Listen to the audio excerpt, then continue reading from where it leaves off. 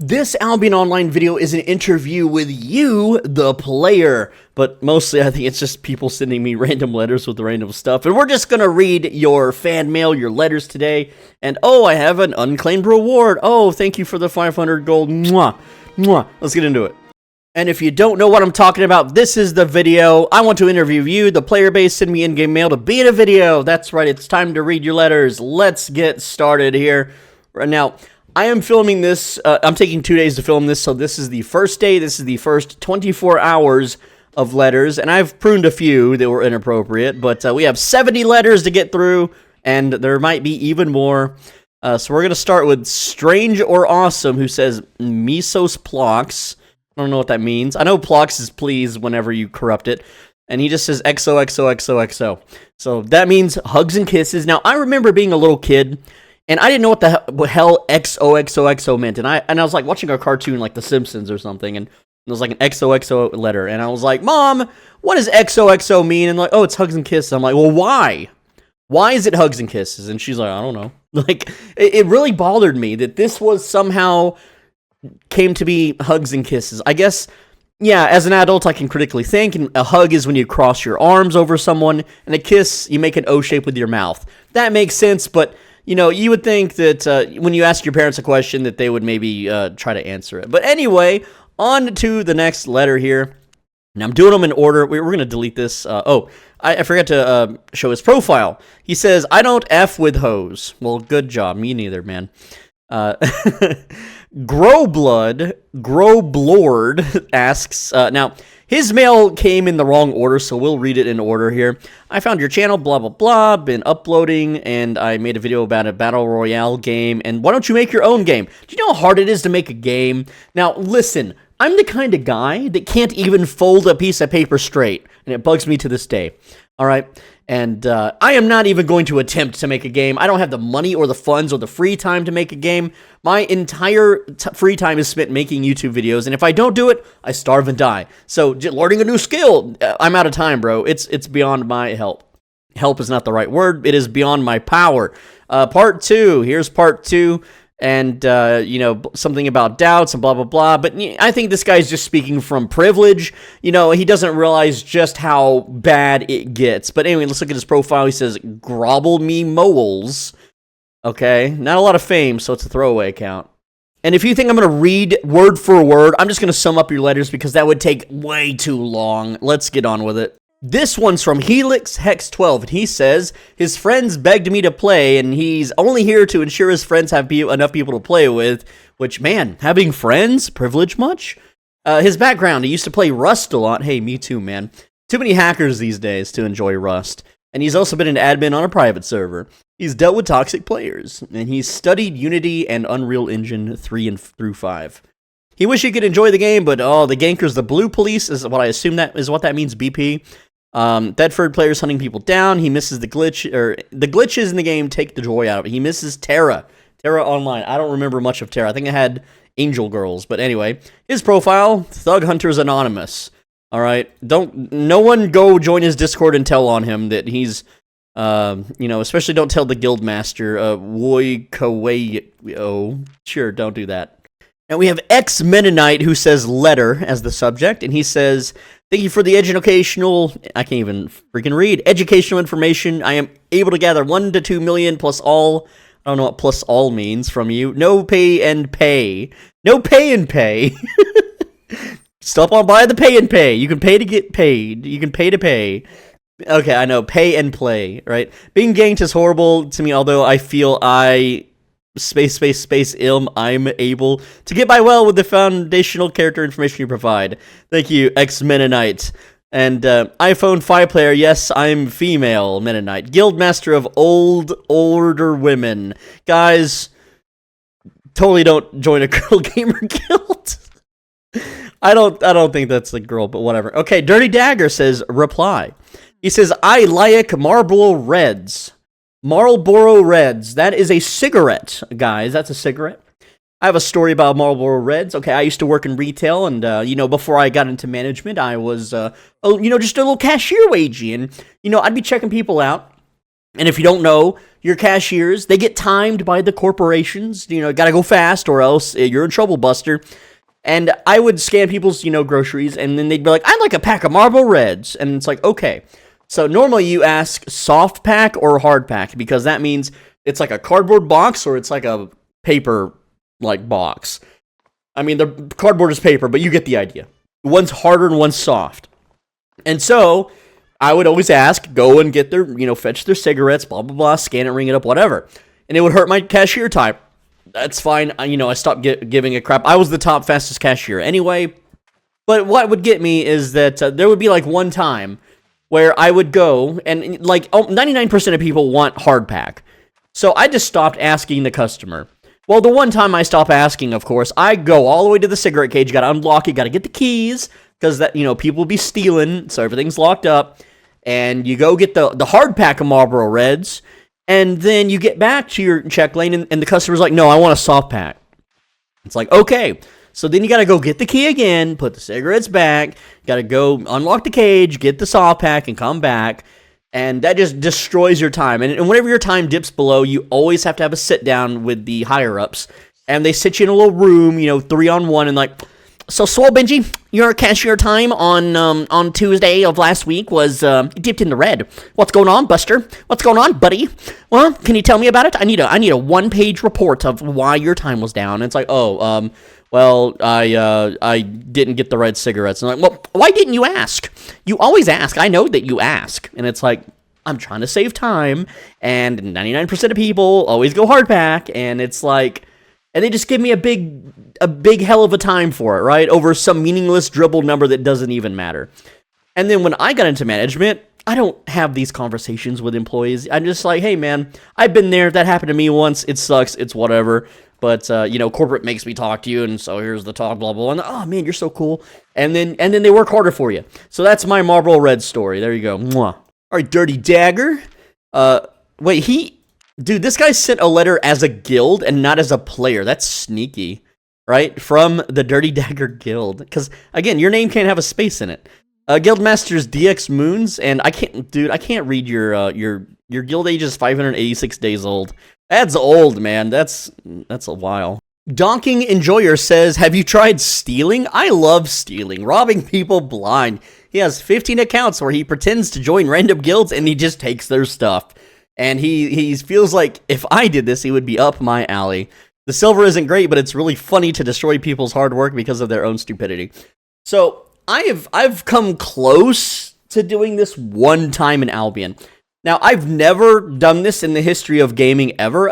The thought is always there. I think everyone has these thoughts, but to me, the friendship is worth more than the virtual pixels. Because think of it like this, you join a guild, and yeah, you could steal all their crap and get a bunch of money, and the game totally allows it. It's not against the rules. You don't get banned or anything. You just make enemies for life, right? And they remember this, and I'm not afraid of any kind of stupid consequences for stealing people in a video game.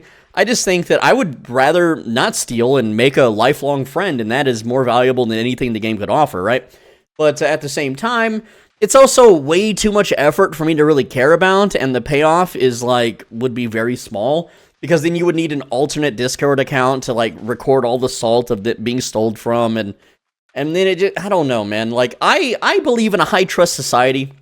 You know how Japan has entire stores that have no employees? They're just self-checkout machines. You walk in and you can buy whatever you want, assuming that you pay for it. I mean, yeah, you could just walk out with the stuff, and there's no one there to stop you. But, you just know deep down it's, wrong and bad and stuff, right? And then you go to, say, America, and everything's locked behind cages, and everyone's stealing everything that isn't tied down. And it's just, I would rather live in the high-trust society, and I'm a believer of be the change that you want to see in the world. And even though Albion Online Virtual Pixels isn't real stuff, and there's no real consequences to gaining or losing it, it's just something that I wouldn't enjoy or find funny. Now, the opportunity I had was with the streamer. I think I spent 7 or 8 months hanging out with him until I learned that he was friends with Tommy666. And the thing is, I can't be friends with people that don't like me, and if they have, and Tommy says he doesn't hate me, but he has friends that do hate me. So by proxy, he hates me, regardless of what he says. But the point is that this streamer, I had access to his Caerleon Island. I don't have access anymore, but he had a loot tab because he was a red zone ganker, and his name was I don't remember his name. I don't remember his freaking name.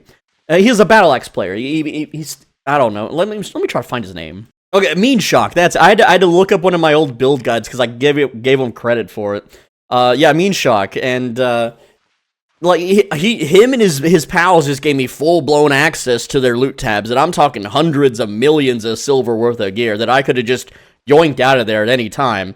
And I never did it. I mean, the thought was always there, but I'm like, nah, I'm good. I'm a billionaire. I don't need it. Even if I was broke and poor, it's like he didn't do anything bad to me to deserve that, right? And it's not his fault that I'm autismal and can't be friends with people that have a wide circle of friends.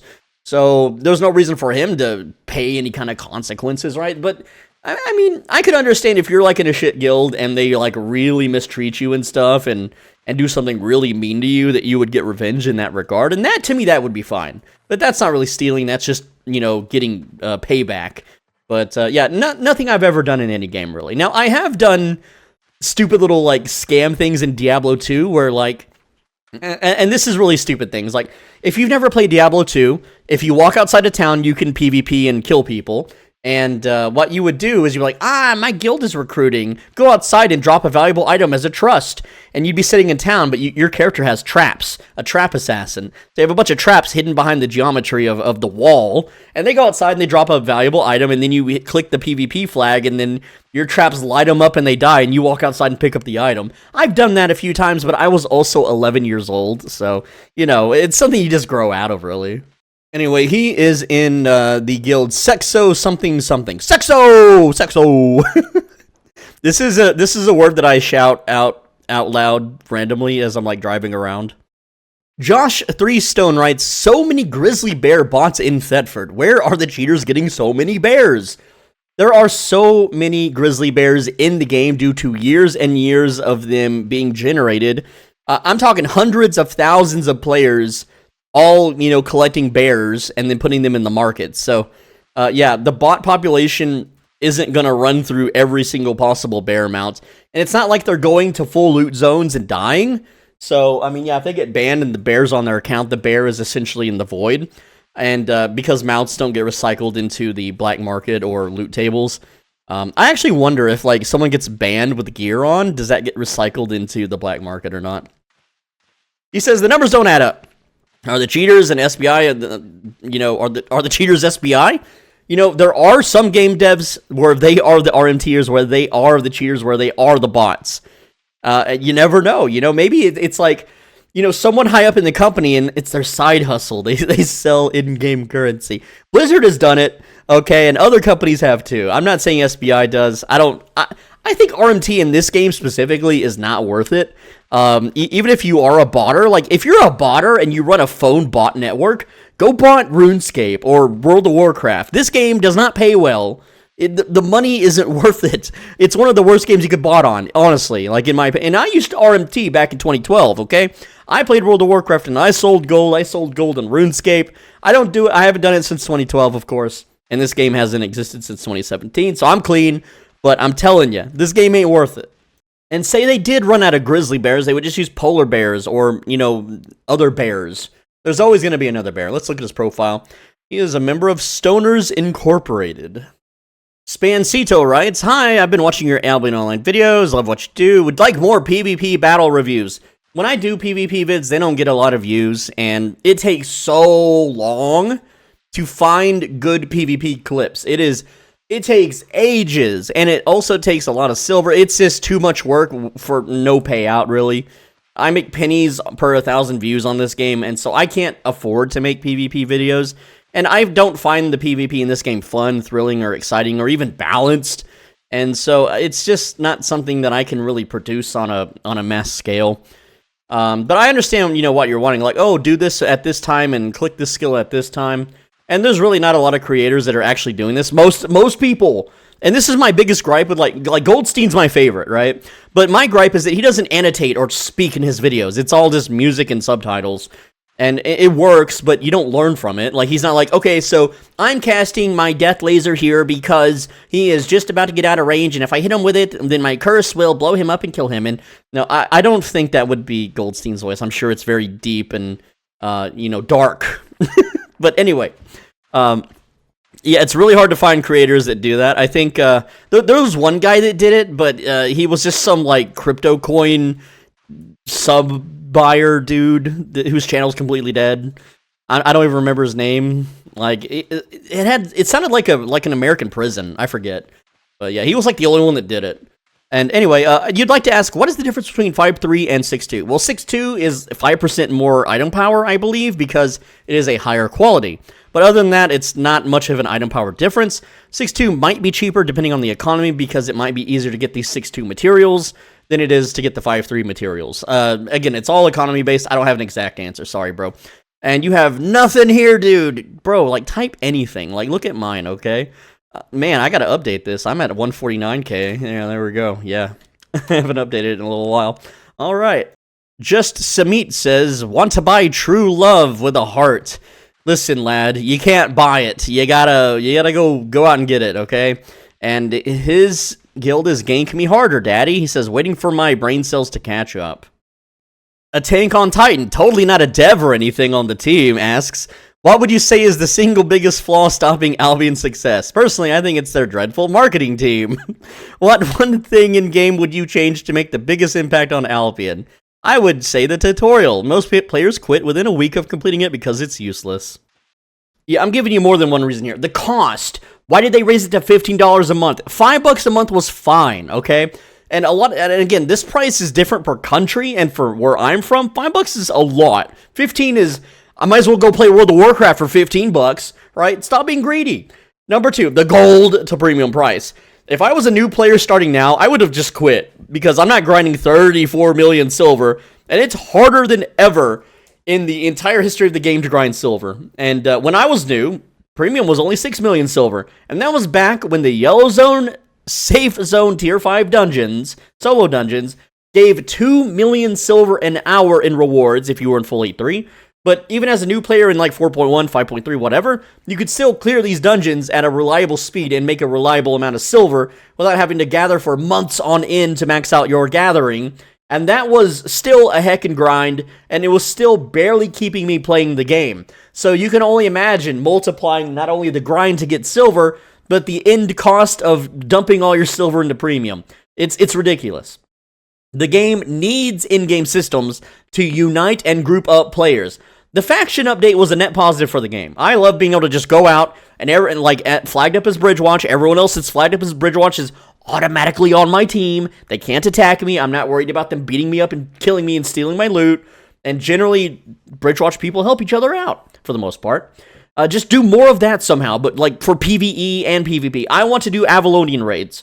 I want to do world bosses. I want to do hardcore expeditions. I want to do the PvP raids. But I don't want to toast out guilds, and I don't want to knee bend to streamers, harems, and cliques. I don't want to make friends in a Discord that just guild hop around, or they suddenly leave party and gank me over and over and over. And this was a problem that I had as a new player, because I came into this game wanting to chop trees, make bows, and tank dungeons for random people. I just wanted to be a tank. That's all I wanted to do.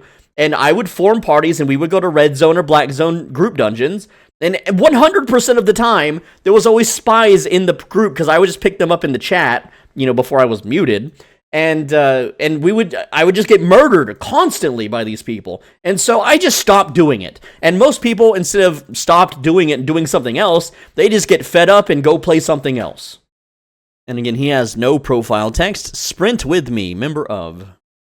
Planted King asks, who is your favorite Albion YouTuber that still posts and makes the best guides? I don't have one that makes guides, but my favorite Albion YouTuber would be Goldstein, and Only Rats is pretty funny too. Kill or be killed, member of Greymane. Silent Guy says he wants to mention about how it's impossible to take yourself off an island when you're a visitor, and I kind of feel this, but there is something that you can do, and I'll show you. You go to like this little star icon here. And you can hide them, all right? You can see I have a bunch of, like, islands hidden, right? Because people just add me to their stupid guild islands, and it doesn't offer anything. so I just have to hide them. I don't know why. There's like, oh, put a YouTuber on there, it'll be funny, dude. And yeah, that is something that you can do.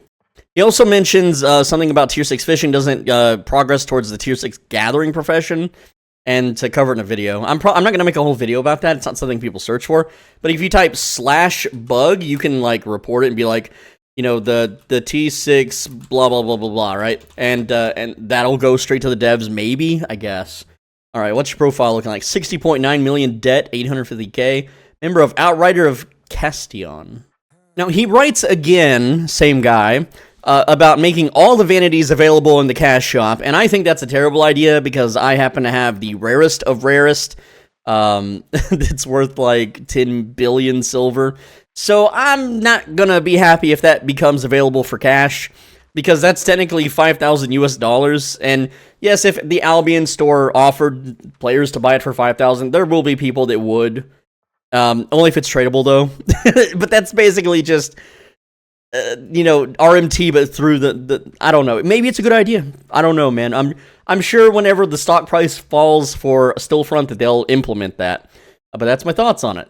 All right, he wrote 3 letters. Fine, I'll read them. Why not? Whatever. He wants to know, how do you kill 50 people in under a minute? Join a ZVZ. How do you get 150 people on a guild island? Join a guild that does ZVZs. That's basically it, man. All right, we have Ale Shan asking Mr. Benji Min. Is that like Japanese, like Benji-sama, Benji-chan? I'm not a Chan, I'm, what, sensei? I don't know. Anyway, happy holidays. Listen, Buster, around here, we say Merry Christmas. Listen, I'm just saying that jokingly. That's such a funny troll. You have more than one question, that's fine. How do you feel about the devs stating they are stepping in and changing the gold market? They say that every year, and every year the price tanks. As a South American, should the devs add a server for Brazil? No, they shouldn't have added any servers. I don't like server splits. I don't care if I don't speak Brazilian or Spanish. I hate, the more servers they add, the worse the game gets, the more the game dies. It's awful, it sucks. We should all be on one server. That was the original dream, the original vision of the game, and there was no reason to split it other than greed and money. Do you like eggnog? Yes, eggnog is very sweet and tasty. Unfortunately, it's too expensive. It also gives me terrible heartburn, despite being a dairy drink. But yeah, I haven't had eggnog in a couple years because it's like $5 for half a gallon where I'm from, and I can't afford that, bro. That's too much. All right, his profile is of Black Spring, member of, and he says, Main D's nuts. All right, Hollow Flyer says that he has 9 separate talking points, so let's get to it. Discussion topic 1. Focus. He says that if we could earn focus through farming, raising animals, and grinding. Now, I love this idea. This is actually a really fun idea.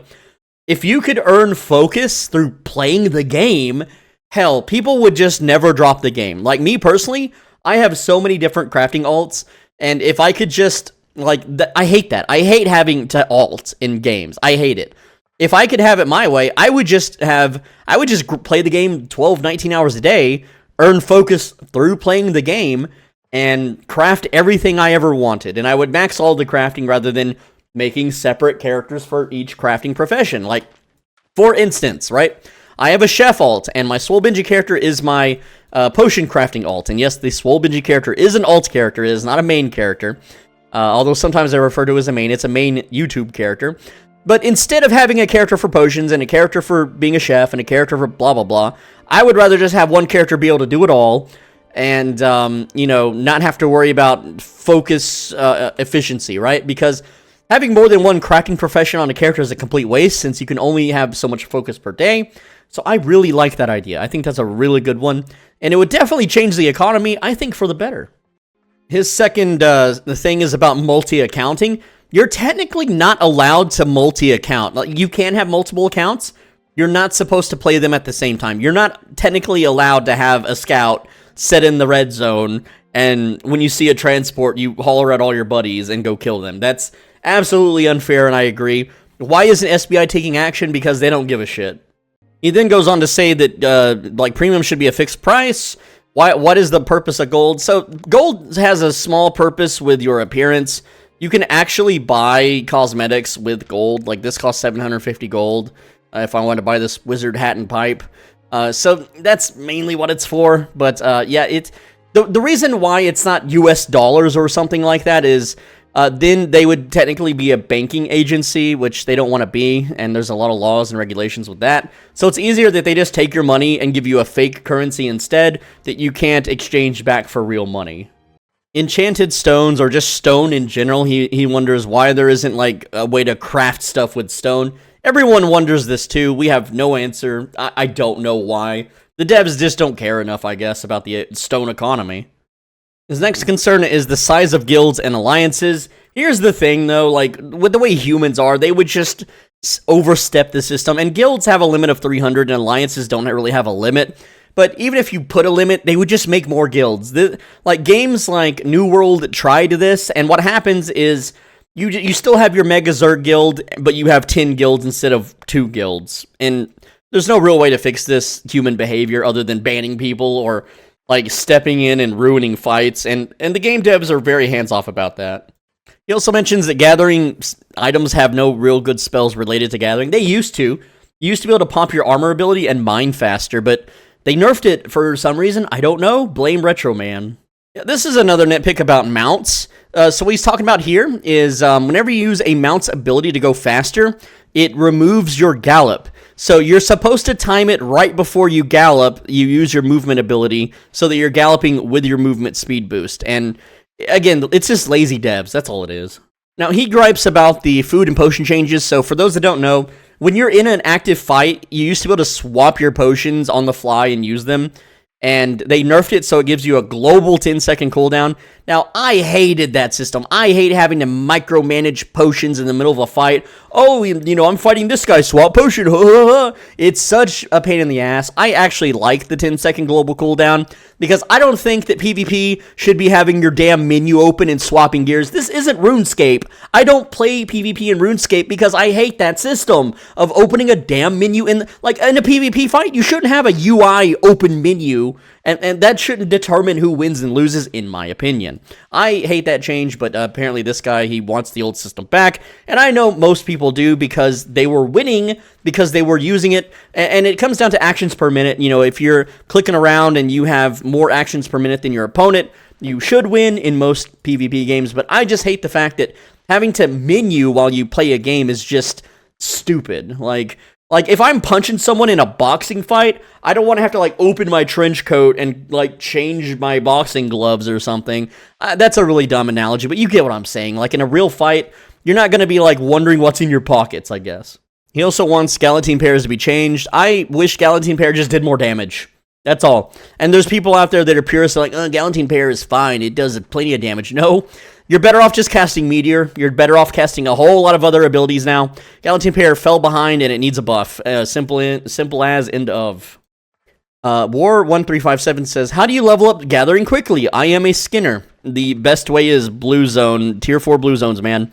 It like, the safe way, of course. Now, obviously, the Black Zone has a buff for your fame now. So if you can safely skin in a Black Zone, go for it. But I have done multiple speed tests in past videos, and it all leads up to Tier 4 Blue Zones, man. That's all. All right, what's your profile like, dude? A royal family, huh?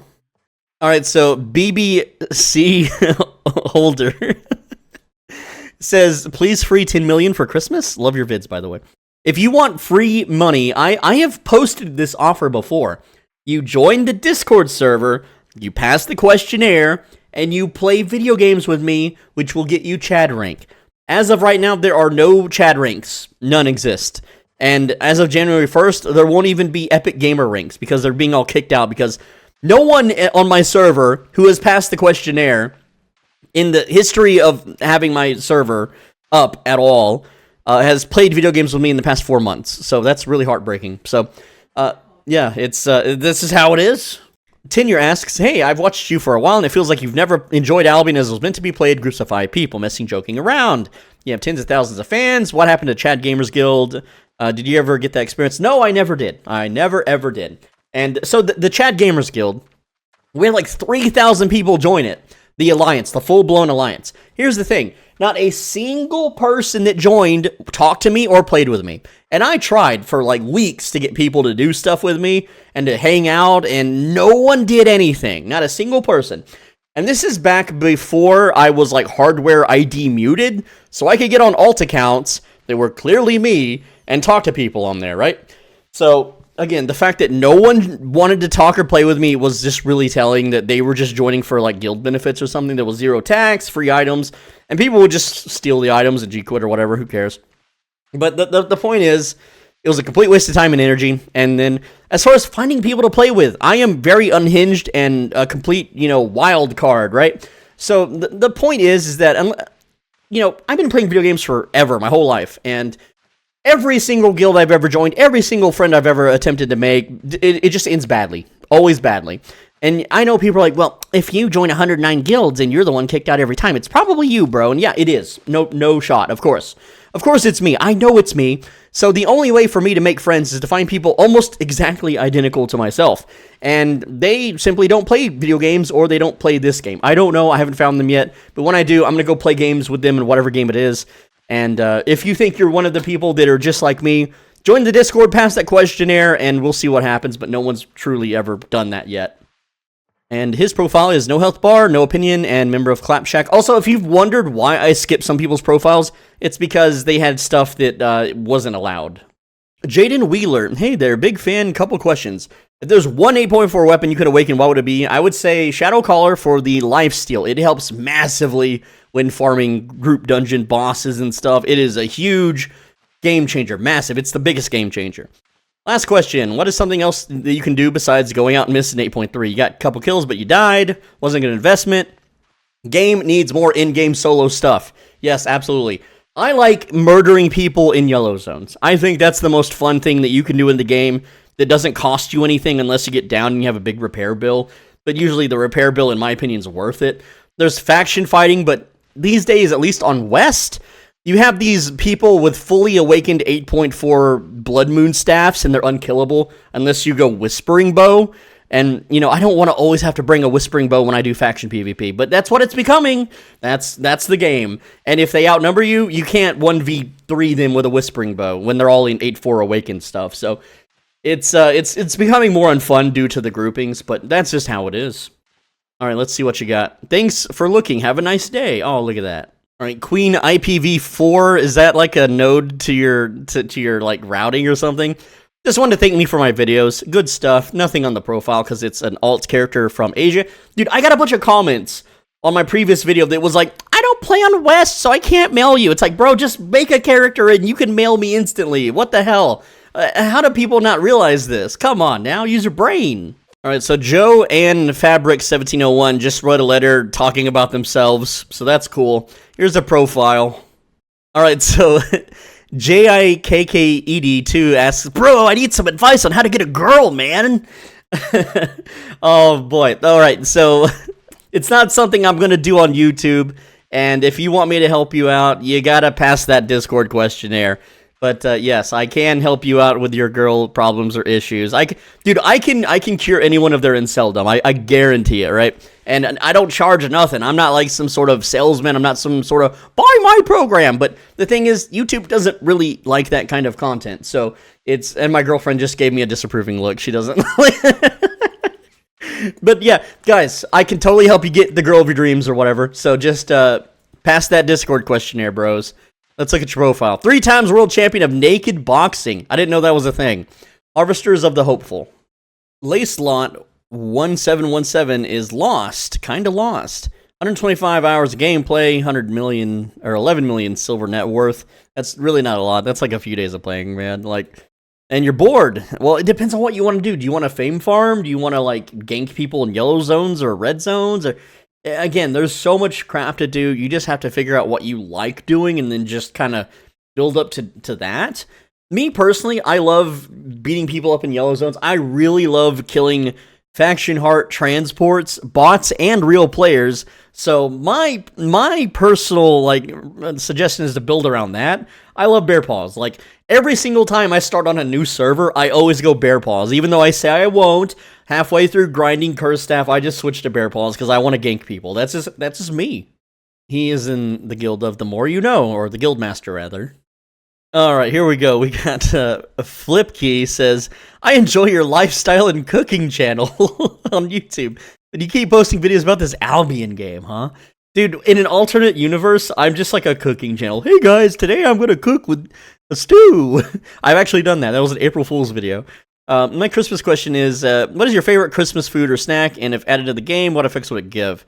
I haven't had this in a long time, but I really like to mix lime sherbet with Sprite. That is such a very Christmassy drink, I think. I mean, it's not exactly a Christmas drink, but I think it is. That, or you put Red Hots, they're like called Cinnamon Imperials. You mix some of those with a, a apple cider, like hot apple cider. That's really good. It's like a cinnamon apple cider. Very sweet. Again, both drinks, non-alcoholic, of course. But as far as like a food or a snack, I don't really know what that would be. So, sorry, but what effects would it give? Well, I guess the sherbet drink would, what would be a good food buff for this game that hasn't been done? All right, so I think a food buff that buffed your percent of loot gain. Like, you know how if you have premium, you have 50% increased loot gain when you open a chest? How about a food buff that just gives you like a 10% buff to chest loot or something? That would be really neat and cool. And you could make it really expensive to make so that it doesn't break the economy or whatever. Again, that would be a really neat food buff, I think. He is in Dutch Legend. All right, here's a letter from Apocalypsa, former Chad gamer. He went off to play on Europe, though, sadly. I'm pretty sure. He's got a question. He's like, is SBI clueless or stupid? Now, here's my opinion on SBI and their decisions. They got the bag, they got the money, they're just wanting the game to slow to a simmer and die, or for the company that owns them, which is Stillfront, to be bought out, and when that buyout happens, they can all quit. I think that's what's going to happen. But again, if no company buys them out, they're forced into a contract where they're forced to update the game as lazily as possible. As you can see with the last updates, it's all copy-paste crap, right? And, with the low player counts, their revenue isn't that high. I'm sure they make millions per year, which a lot of that goes to Stillfront, But it's not like other game companies, especially phone games, that are making like multiple millions, like hundreds of millions, right? So, yeah, it's, I think they're just lazy, and they don't care. And here's his profile, Bridge Chad. Bad Juju Beans has been playing since the 7,000 silver, way back in the day. That's at least 2020, right? He's got 9 full guild islands, personal islands, and he wants to thank me for all my videos. And he misses when the game where you could do solo dungeons and the chests were full of loot and silver. And, dude, that's the biggest thing that I miss in this game, is being able to just grind solo dungeons endlessly while watching YouTube and streams. Like back in the day, I would just chill in eCourt streams back when he didn't hate me, and, just grind out solo dungeons while talking to people on Twitch and stuff. And it was really fun, it was really neat, and those days are long gone. I miss them, and they're never coming back, sadly, and I haven't found another game where you can really do this. Guildmaster of Don't Know What to Do. I don't know what to do either. Alright, so Calvin Austin III. He's doing a callback to my video where I'm like, don't ask me questions about how to dispose of bodies, and that's what he's doing here. But you can see his profile. He's the Sunny Honey Bears. That's a funny name. William for Life says that, basic thank yous, but also that he lost a bunch of money doing faction transports. I've always said, and I've said in videos, never ever do faction transports. It's so much risk for such little reward. It only exists in the game as an equalizer. You shouldn't ever be doing it. And the fact that bots do it is so absurd and stupid. You can profit doing it, but it's not worth your time. It doesn't grow your character or anything, and there's way better things you can do for profit anyway. And again, it's just too damn risky. You just should never do it. What should you do instead? You should gather. And your profile has nothing there. And oh yeah, you're from Europe, of course. See, this guy's smart. He made a character on West to send a letter. And shame on everyone that wrote a comment asking, well, I can't mail you, bro. I can't mail you, dude. And it's like, yeah, you can. Just roll West, make a character real quick, and you can send a damn letter, dude. Marius147, the biggest legend to donate the most silver ever than anyone else, by the way, says, go live on YouTube more, please. Well, I would, but I can't afford to, and my internet sucks, and, I just, streaming doesn't, for this game, it doesn't do anything, right? I could stream for 4 hours, 8 hours, 12 hours, etc. You can't stream more than 12 hours on YouTube because it won't save the VOD, and if it doesn't save the VOD, you're just streaming for nothing. I don't make money, my time is so min-maxed to the point where, I'm not like you guys that can sit back and just relax. Every single waking moment that I'm not asleep, taking a poop, eating, or driving around or whatever is spent making money. Unfortunately, that's the reality I live in. If I don't, I become starving and homeless very, very quickly. And so I just simply can't afford to go live. The only times that I do stream is when I'm feeling exceptionally lonely and I need someone to talk to. And right now I'm just so hopeless that I can't find anyone to talk to that's similar to me, that I just been really down lately. Like, the mental health is down, the money is down. I just, I'm like, in 2025, I'm actually considering just making political videos, and if that doesn't work out, I'm just gonna go back to working retail, because what the hell else can I even do, man? Alright, Marius also asked, can you give me free silver? Dude, you gave me silver. You want me to give it back? But, no, pass the Discord questionnaire, man. I know you've tried like 4 or 5 times and failed. Like, we're just not compatible, man. Can you tell people to join my guild, please? Fine, guys. He's the guild master of wits of whatever, and he's got a channel. There, I told him. I did it. How much silver do you need to be in the 1%? You need about 7 trillion, and then you'll be in the top 1%. So yeah, it's pretty brutal, man. It's only growing, and again, the top 1% are the cartels and the guild leaders. No one else can, even come close, right? I would say I'm top 5%. Just shoot for top 5%. That's being a billionaire. Top 1% is way too crazy. Top 0.02% is like 144 trillion silver, so good luck. Izzy Got Rizzy wants to know better ganking tips for yellow zones, and essentially you want to go for like quantity over quality, or you can go full-blown quality, as in stream sniping, right? And it's only against the rules and bannable if you're me, so don't worry about it. Or if they're doing a sponsored stream where they're paying 10,000 buckaronis allegedly to some pothead named Coupons and being walked around the game by Nasori. But regardless, still worth the 1 or 2 week ban. I forget how long it was. But the point is, and it's funny because that guy, he streams people on Mortal Online he's allowed to stream snipe in other games, but he gets pissed when it happens to him. Anyway, point is there's a lot of different ways to gank people in yellow zones, but 8.4 dagger pair invis one-shot build is really great for just completely putting Chosen One in the dirt when he does the yellow zone faction streams on the Albion TV. That's always funny. And I think they started wearing plate armor and going mass reflect to combat that. I haven't tried in several months, but it's always funny when I do it, and they get so mad.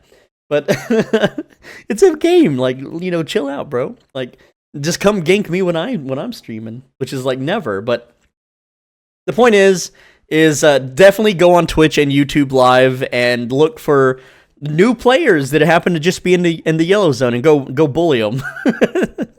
It's a lot of fun, and it is beneficial to the ecosystem, of course. All right, so what's your profile like? 325 yellow zone downs. You're just a stat. Hell yeah, brother. A guy from C posts, he likes my vids. He doesn't know why people hate me. It's because I spent years crap posting on Reddit and slamming guilds and just getting into people's faces and puffing out my chest. And I'm basically just a 4chaner, man. Like, come on. It is, this character no longer exists. He deleted his character. Oh, no. Ardsley wants to know how to complete a bunch of the Gathering Journal quests, and the reality is, if you're not like some higher up in a big guild with the inner circle, you're never doing the 8.4 ones. Like, that's just never gonna happen, unless the game fully dies. Like, don't try to be a completionist in this game; it'll drive you insane. This game is built to not be completed without being some top streamer, YouTuber, or guild leader. It's just not gonna happen. Even if I was to like put all of my effort, energy, and silver into paying everyone to like walk out with me into the black zone to get an 8-4 node, the guilds at RNT and the guilds that handhold each other would never allow it to happen. It's simply something that you just can't achieve, so don't beat yourself up for it.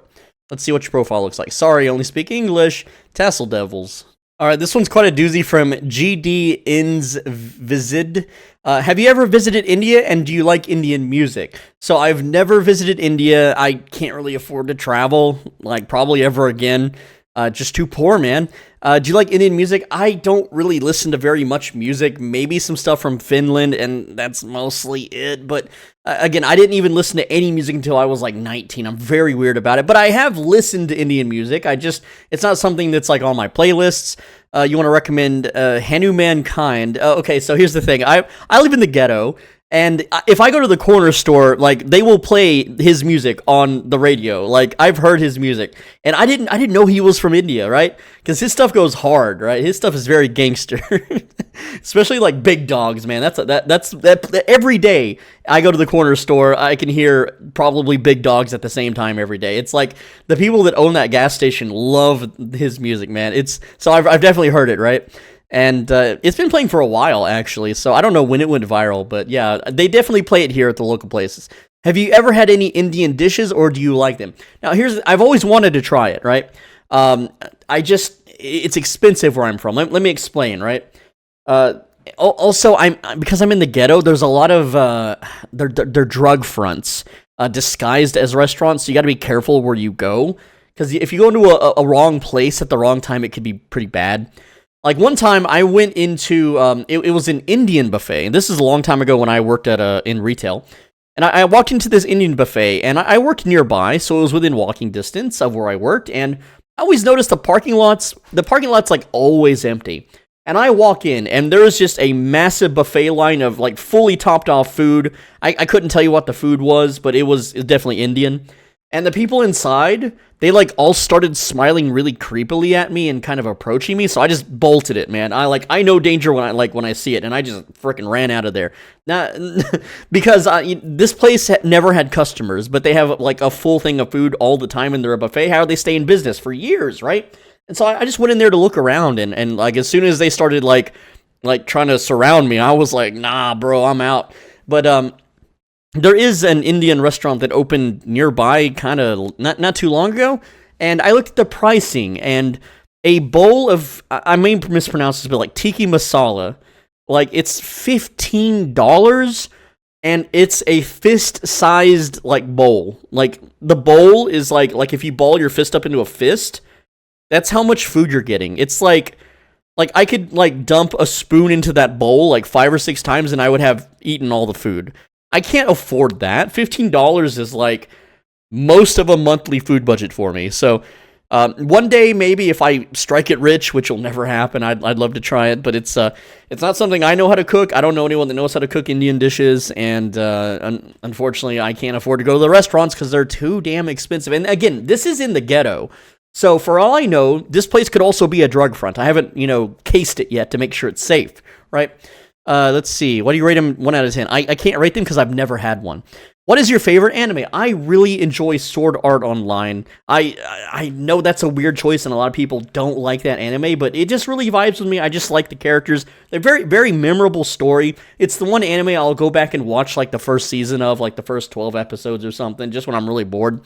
I grew up on like Dragon Ball Z and stuff. I'm not the biggest anime fan, but I do like isekai animes mostly. Let's see. Do you like reading manga? I don't really enjoy reading manga. I've only ever read manga to get ahead of animes, and there's a few of them that I've read ahead on, like Reincarnated as a Sword. And I didn't like the direction it was going. I read ahead on Solo Leveling. I didn't like the direction that one was going either. So essentially, it saves me time from having to wait for the new episodes to come out. When will Albion really die? What's the timeline looking like? I think that Albion will last 13 more years.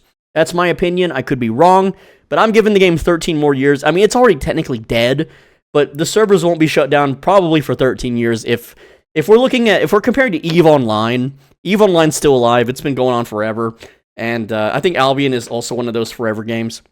What's your favorite movies, series, or drama? All right, so favorite movies. Now I have a list prepared. We'll start with number 1, and again, besides the number 1, the rest of the list it's not really like a ranking list, but 300 is definitely the top. So 300.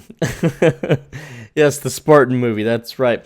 It's the highest energy, like testosterone movie to ever exist in my opinion, and I went and saw it opening night back in the day, and it was probably the best movie viewing experience ever because the entire movie theater was just full of like college frat bros. It was like all dudes, and everyone was so drunk and hype and wild and crazy. They were shouting and hollering. And I know a lot of people hate when the audience talks or makes noises during a movie. I think it's part of the movie viewing experience. If you're sitting there with your family or friends watching a movie completely quiet, it's like, dude, talk about the movie, make some noise. Hey, something cool happened. Oh, woohoo, yeah, right? I have a completely different opinion about how movies should be enjoyed and watched. And so 300 was great because people were so high energy that night. And when the movie was over, there was like frat dudes kicking each other in the chest down the damn stairs. It was wild. It was crazy. Everyone was like fist bumping and chest bumping and freaking high-fiving. It was wild. It was nuts. And it's just such a high testosterone, high energy, very positive movie. Just really makes you feel like a man. It's just my favorite movie of all time. Nothing has come not even close to it. The Devil's Rejects is an insanely sadistic movie, and it is just full of violence and just wild and wacky things. It is a very fun movie, I think, in my opinion. It's kind of silly. The third one that they made sucks. The first one's not my favorite, but The Devil's Rejects really slaps. Black Hawk Down. This movie's got violence, war, shooting. It's just like it's non-stop action the entire way through. I love it. Battle Royale. This is a Japanese movie that came out in like 2000, I think. I forget exactly when, but it's the original Battle Royale. It is the original movie, that like that one movie with that one girl with the archer and the bow is kind of based off of. It's about high school students, and in this world, like, Japanese is become lawless, and there's lots of unemployment, so they have this program where they send high school students to an island to fight to the death, and that's how they control the rowdy students, and it's a very gory, sadistic movie. I love it. Saving Private Ryan, lots of action, lots of war, lots of gore, gotta love it. I just love the action. Okay, Saw was low budget, and if you've never seen the first Saw, the rest of them are kind of okay, but the first one was really the masterpiece. It was a low budget movie. It had a very fun and interesting twist at the end of the movie, which is very memorable to this day, and it's just great. I just love it. I think it's great. Natural Born Killers. This is like two law people. It's like a man and a woman. They're on the run from the law, and it's brutal. It's violent. It's trippy. It's kind of old, but it's still good. Lord of the Rings, I mean, everyone knows what Lord of the Rings is. Great movie, legendary movie. From Dusk Till Dawn, all right? This movie is full of gore and violence and action, and I think it does vampires very well. Spoilers, it's a vampire movie, not a bank heist movie, just to let you know. And I just love it. I think it's great. Kill Bill Volume 1. I don't like Kill Bill Volume 2. I thought Volume 2 sucked, but Kill Bill Volume 1 is just stupid, gory violence and crudeness, and you just gotta love it when people's arms get chopped off and they're bleeding everywhere. It's just great fun. The Matrix, the original Matrix, the second and third one were okay, but the first one was really great. It made you think different, it made you question things, the action was okay, and it was just cool. The characters were cool, alright? Princess Mononoke. Now, some people will be like, well, that's an anime. No, it was a movie. It's probably one of the better animated movies, and it's about a village guy, and he gets cursed, and he has to go find a cure. He's banished from his village, and he meets a wolf girl, and stuff happens. It's really neat. Jurassic Park, the first one. Okay, the other ones kind of sucked, but the first one was good fun, and, as a child, it gave me a natural fear of dinosaurs, but luckily they're not real, so I don't have to worry about dinosaurs eating me, but yes, terrified me as a child. Very good fun. All right, next up we have Labyrinth. Now, this is the old one. I've never seen the new one, but the old one, it's all right. It's goofy. It's got like little Muppet characters and stuff, and I just enjoyed it. Dawn of the Dead, the newer one, I think it's like 2004. Dawn of the Dead, nice score, action, drama, pacing, and don't bulk up in a mall to survive against zombies. The Mist. Oh, The Mist is so good. It's they hole up in a grocery store from monsters, and it's very, very, I don't know about gory. It's not the most gory, but it's pretty real when it comes to monster movies, I suppose. I just really like the story and pacing. Zombieland 1 and 2. Fun story with Zombieland 1. I saw it in the theaters, and at the start of the movie, the main character, I forget the names of the characters, but the main character is like talking about his Friday night. He's like, Home Alone, World of Warcraft, okay? And, me being me, as soon as he mentioned Warcraft, World of Warcraft, I was like, woo! I made a little noise in the theater, and everyone, like, turned around, and they were all angry at me and disapproving of me making a noise, right?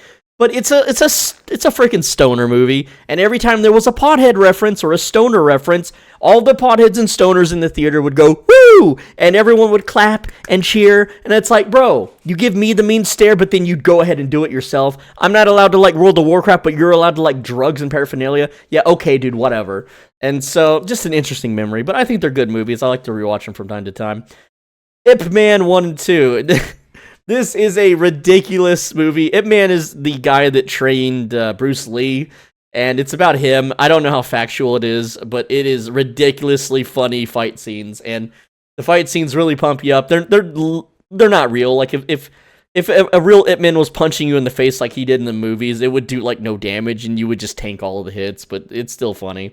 The Faculty. This is an old horror movie about parasites infesting teachers, I believe, and I just remember as a kid, like, being astounded at the actors and how they would naturally do things instinctively, and I was like, man, I gotta improve my instincts, man, because in these kind of situations, I wouldn't think to, like, in one situation, I guess the teacher is infected and the student knows it, so he takes a paper cutter and turns it into a machete, and I was like, wow, that's really ingenuitive, right? And I don't know, I just really like the movie. The Cube, I don't know if it's called Cube or The Cube, but it's a complete mystery movie. These people wake up in a cube, and there's a whole bunch of different characters. One of them's like autistic and weird, and the one guy's like an old grizzled war veteran or something, and basically they have to traverse different rooms like it's a big puzzle, and some of the rooms are trapped, and they like throw an old boot in a room, and it lights up on fire and stuff, and they're trying to figure out how to get out of the cube. It's just a really weird and quirky movie. Final Destination. You gotta love the scene where the damn wood log truck crashes through the driver's side window. Gotta love it. Or not driver's side window, but the front windshield, I guess. And I just love the gore. I think the gore is really good. Snowpiercer. Snowpiercer is about the end of the world, and everyone gets on a train, and it's a perpetual train that kind of rides forever. And the train has livestock and grows food, and it's about the poor people rising up to smash the rich people. So the poor people are at the back of the train, and they have to fight their way to the front of the train. I like the movie. I don't like the TV series. I think the TV series sucked. All right, so I'm just talking about the movie here. The Book of Eli. Now, this is a post-apocalyptic movie with a very interesting twist at the end that I didn't realize, and it makes you rewatch the whole movie again to notice all the little quirky things. I'm not going to spoil it for you, but it's just interesting. It's okay. It's not the best, but the twist made it to the list. Dread. Okay, not the old Judge Dredd, but the newer Dread. It's so trippy and weird and violent, and I just like the action. I'll rewatch it from time to time. And there's a bunch of other movies, but this is all I could really just kind of remember on, top of my head stuff. But yeah, there you go. Do you watch K-dramas or do you like K-pop? Have you listened to any K-pop? Not really. I mean, man, maybe way back in the day, I guess. Like, I think they were called SNSD and Hyuna, but that's just because it's what was posted on 4chan. It's not something I really seeked out or can remember much of. And it looks like he's in Loyalty Matters, which I think is a really strong Yellow Zone faction guild, I think. Is Indian and some other words. Sahib writes an email that I get all the time. Well, not an email, but an in-game message I get all the time in the form of email from game devs wanting me to play their game. Like, the thing is that I have to play stuff that people are searching for, because if I make videos for a game that no one plays, then it doesn't get views, and then I go homeless and starve to death. So unless you can afford to pay me, which no one ever can, because they would rather just get a million little baby channels to make videos for them. Like, here's the thing, right? You have these games that pay, like, Asmongold and Annie Fuchisa, or whatever the hell her name is, and all these big streamers that play these games, they'll play it for, like, 3 hours to 30,000 people. The game will be dead the next day. The game, you have to make a good game for people to want to play it. You can't just pay people to stream or YouTube your game in order to get an audience. It just doesn't work that way. Like, you could have Mr. Beast play your game for like a week straight, and then it'll sell 100 copies. Remember Hello Neighbor 2? That game flopped, and Mr. Beast shilled the hell out of it. Like, shilling doesn't work for video games. The game has to be good for people to want to play it. I mean, okay, it kind of worked for Among Us, I guess, but, that game was already just kind of a little party game to have for funsies, so it kind of worked to shill it. But if your game is just I don't know, like Fractured Online or something, then it's never gonna work. But regardless, I have to like the game, and you can email me. It's not something to like send an Albion message about. Your profile is speaking English, Estonian, Finnish, Russian. Wow, very multi-talented there. AIM name here, I'm not going to say the name, wants me to teach him how to do the text on the screen like with this. Woo! He wants me to teach him how to do that. And unfortunately, YouTube stuff like that is for Chad ranks only in the Discord. Sorry, pal. And he says he is not unsmart. All right, Stranger or Awesome. I think he wrote me before, says, is it safe to use the Albion hacks? No, it's never safe to use hacks. You'll get banned. Don't use hacks. And why do people bother playing this game knowing that other people have hacks? What else is there to play, dude? Every game has hacks, man. Ellis states that the game hates players like them and they can't have a good time. The game is too grindy, and yes, I agree. Alright, for the world in shadows, I see Assassin's Greed. Cal Zur's concerns are that there isn't enough stuff to do as a solo, even though they do group content. When they do solo content, there's always groups taking everything and always ganking in every zone. And that's just the nature of these ZVZ, Zerg, PvP games. It's not just with Albion, it's like other games. I played Throne and Liberty recently, and that was the problem with that game, is just, if you're a solo player, there ain't nothing to do, man. And there's more stuff in Albion to do in that game than that game, so at least that's something, but, yeah. It's, the devs don't care about solo players, that's just how it is. The Oberyn here with some suggestions. Number 1, give community tokens in advance to donate silver gear and potions to community chests. I don't like this. I think that people would abuse it and just, like, they would just bot it. Like, you could just spoof your hardware ID, make new accounts, and then go yoink everything and then resell it. Like, it would kind of mess the economy up a bit, I think, in my opinion. Reduce the number of possible chats. I'm not sure why reducing chats would be a good idea. Geographically located guilds would be a good idea, I agree. A fish pond building for private islands and guild islands for leveling fishing? You can already fish on islands. You're surrounded by water. What? Eliminate ganking mechanic. It's toxic. What? If you take away ganking, no one's going to play. Eliminate the damage repair mechanic for gear. You need to have silver sinks, otherwise the economy gets really stupid. Like, if I never had to pay for repairs, I would just bomb endlessly in yellow zones. But I wouldn't even bother bombing in yellow zones because I'm not giving anyone a repair bill. You see? You see why that's not a good idea? This player asks about defense stats. You can open your inventory, and then this little arrow here, you can check your defense stats. And you can see what raises up when you equip plate armor versus leather, and so on and so forth. Alright, we have eliminate nutrition for NPC vendors. No, that would be really dumb for the economy. You could just endlessly craft forever. I think that you need silver sinks. Make creating a guild free for the first instance. Yeah, and then people just make multiple accounts to get around having to ever pay. So that's, again, a silver sink that wouldn't work. Making it possible for guild name changes by holding a guild vote. No thanks. If I'm the guild leader and I have a name that I like, it's my damn guild. I don't want a bunch of randos that are in a clique or, discussing in a little private Discord to change the damn name to something really stupid. I'm not going to have them usurp the guild name. That would be a dumb idea. Introduce platinum currency into the game. Can't be traded, only purchased for premium and bonus content. That's what gold is. That's exactly what gold does. I'm not liking a lot of your suggestions, though, Oberyn, but I'm going to publish them anyway. But, I don't know. People in the comments can be like, that's a dumb idea or that's a good idea. But me, personally, I'm not liking these. I don't like segregating more people into different servers. I don't know about this, what is this? Migrate people. CAPTCHA can be beat by bots, so you can't rely on CAPTCHA anymore. Just look at 4chan. Auto log out players after 15 minutes. I think it's 30 minutes of inactivity, but locking them out after 7 times. What if you have diarrhea and you have to be on the toilet for 20 minutes at a time? You're just, oops, can't play today, I guess. Let's see, a reporting system. I believe in freedom of speech. I think people should be able to say whatever they want. Yeah. Also, you're asking me to whisper you around 9 to 10 p.m. with, again, you didn't specify a time zone. And do you not realize I'm perma-muted? I cannot whisper you. Look, I can't reply to you. I can be like, ba. Oh, you see? Look, boom. I can't talk to anybody, okay? So, yeah. Somebody doesn't watch the channel. All right, Cyric asks, how much guild tax is reasonable? 0.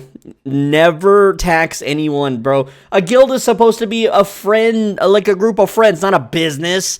Any guild ever that taxes anyone can just G-quit that crap. I don't care if they're the top 10 guild. Who cares? Guild tax is stupid.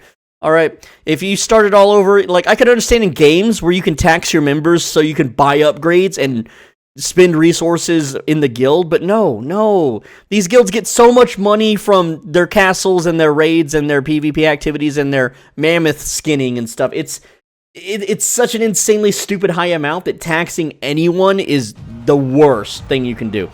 If you started all over again, what would you do? Would you do the same thing as you did, or would you change something? So, if I had to start all over from scratch, knowing what I know now, I just wouldn't play the game. I just wouldn't play. It's too far gone with the damn cost of premium and all the nerfs to money making and grinding, and the fame rates are so low now after all the patch changes.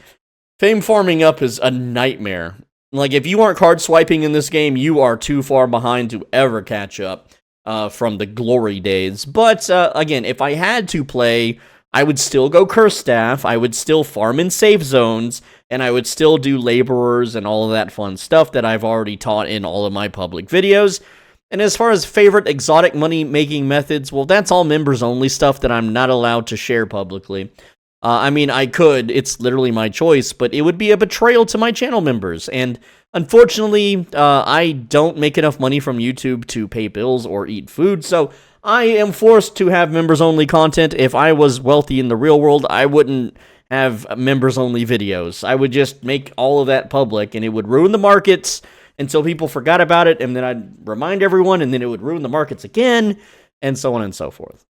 Cool, I am all caught up, and there is still 20 hours remaining until I close down mailing, and then we will make the video. Yay!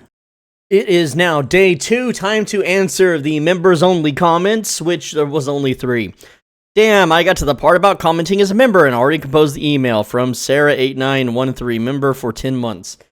Dextraws0808, member for 1 month, says, yeah, I ain't opening that crap ever again. Looks like you'll not be able to interview people who already left the game for good.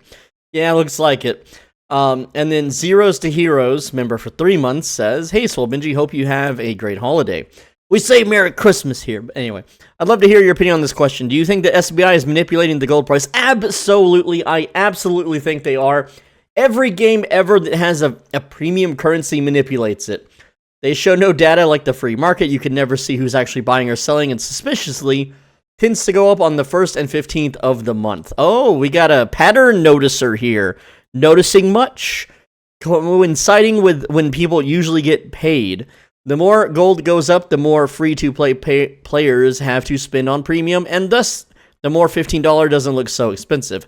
The price of gold always rises after new updates, too. I think it's fishy, and I think SBI needs to prove they aren't manipulating the gold market. I mean, it's their game, they can do what they want. I mean, hell, they gave accounts to content creators from outside of the game. Like, if you were a 100k sub channel that have never touched this game, they gave you an account with, like, almost the whole Destiny board leveled up halfway. It was nuts. It was crazy. Now, don't quote me on that. I could be a bit wrong about that. But they did give leveled up accounts to content creators. So, they can definitely manipulate whatever they want. I mean, you know, there's nothing we can do about it. And they're not going to, like, come out and say, hey, we don't manipulate the gold market. Even though, if they did, they'd still tell us they didn't. I mean, you have Robin Hinkies going to the MMORPG interview and telling people, this game's not pay to win. Yeah, it is. So, can you really trust anything they say anyway? Alright, it is now day 2. The letters are closed, so anything after Shrek Bagel, that's a funny name, will not be read. I am sorry.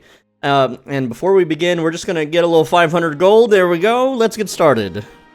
Lord Granticus asks, have you ever enjoyed group PvP in Albion? Why or why not? If you have, then can you give some examples? So, I wouldn't say that I enjoyed it. I have done it. I just did it to see what it was like, and I've done mass PvP in other games, more interesting games like Arcade and Night Online and World of Warcraft. This game, I just don't enjoy the mass PvP. But I did join a top 10 guild, and I was actually one of the better killers of the guild. I was topping the charts, getting the most kills. Not every time, granted, but a lot of the time, the majority of the time, I was the top dog of the fight. And I'll show you some examples. I won't show you the audio because it's got a shot caller, yapping his head off, and I don't want to have to deal with copyright crap or them trying to false flag my video down because they don't like me. They don't like me sharing this stuff. So this was January of 2024. I was in a guild called Sheesh, led by Holy FCK, I'm Fat, or Jack. That's what he's known as. Jack was cool, but he just had the worst friends that didn't like me, and I had to leave. They didn't technically G-kick me. They did kick me from the Discord, which is the same damn thing. But anyway, that was a whole saga. But let me just show you. Now, here's the thing. We were required to record our gameplay, and when we died, we had to show them the gameplay footage to get re-geared, which I didn't get a lot of re-gears because they just didn't treat me fairly. I don't know why. But anyway, I'm just going to skip around here. So this, we just blew a gate open. Their tanks stun us, silence us, whatever. I'm playing Demon Dagger. I forget the damn name of the weapon. But, yeah. So, I'm just going to skip around here. You can see I'm following the exact shot caller's orders of sticking to him. Even though that's not the best play, I'm just following orders. I'm just a soldier in this massive Zerg. You can see I'm getting booped around. I don't know if I get any kills in this clip. I don't really care if I do, but you can see it's just a big it's a big crap show, okay? I'm trying not to curse here so I don't lose money, but essentially, and yes, YouTubers lose money if we say bad words. Essentially, this isn't fun, right? Like, half the time my character can't move, I'm like low HP, I'm about to die, I get healed up a little bit, I get sucked back in, I'm taking big damage, there we go, I just got killed. Again, this is not fun. Let me tell you, you may think, oh, it must be so cool to be part of a really big fight. No, it's not. It is not cool, because we had to wait 45 minutes on a guild island before we all grouped together and rode out and got sorted. Then we had to go to the castle, which took another 30 minutes, and then, what, you fight for like 2 minutes, get blown up in a ZVZ and die? You re-gear and come back 2 more times, then you get yelled at by people in Discord. And it's like, but I have the top kills, why are you yelling at me? I didn't do it, right? I did my part, and it's just people with power tripping, like people just power tripping and yelling and having a bunch of profanities and stuff, right? So yeah, it's not fun. I don't recommend it for anybody. I don't personally like it, and the thing is, being in guilds cost me an average of 2 million silver an hour. I'm not joking. It was costing me silver, and this is a guild that promised re-gears and fair loot distribution. It was a top 10 guild, and it only gets worse from there, right? And here's his profile. Phone player much? To Cam, Toto has a bone to pick with the Albion devs because of all the radar hackers and the rising cost of premium. This is the #1 complaint everyone has with the game, including myself. Even though I could buy an infinite amount of premiums, I don't, because it's too expensive. Here's the thing, right? If you have a billionaire, like you have an Elon Musk kind of person, and you sell a bag of rice for $1,000, well, of course Elon can buy thousands of dollar bags of rice. But the regular person could never afford that, even if rice is their favorite food. But for me, even though I'm rich in the video game, I still know it's a bad deal, and I just won't pay for it. It's that simple. His profile is just a noob here, minding my own business, and he's the member of his, Takamolo? Damn Leroy 324 asks, hey, when I gather, I get about 300k, but when you do it, you get 1 million. I actually have a gathering video that I've just uploaded, and it will be live soon, so you can check that out. But I'll go ahead and walk you through the steps, okay? So first and foremost, you need to be gathering whatever the market demands, and if you're skinning, where's my skinning jacket? Where are you at? You want to have your hide animal poison dealing as much freaking damage as possible. So I have an 8.4. That way the damage is really high. It allows me to one-shot the mobs. And, of course, you want to be able to boost that damage with all your other gear. But you also want, other gathering. You want a full gathering set. You want the Avalonian Tier 8 tool for that gathering yield bonus. You want pork pie so that you have a gathering yield bonus. And when you're wearing your skinning set, you only skin. Unless there's an enchanted fiber or metal ores nearby, then you mine or you pick it up. You don't go gathering everything, all right?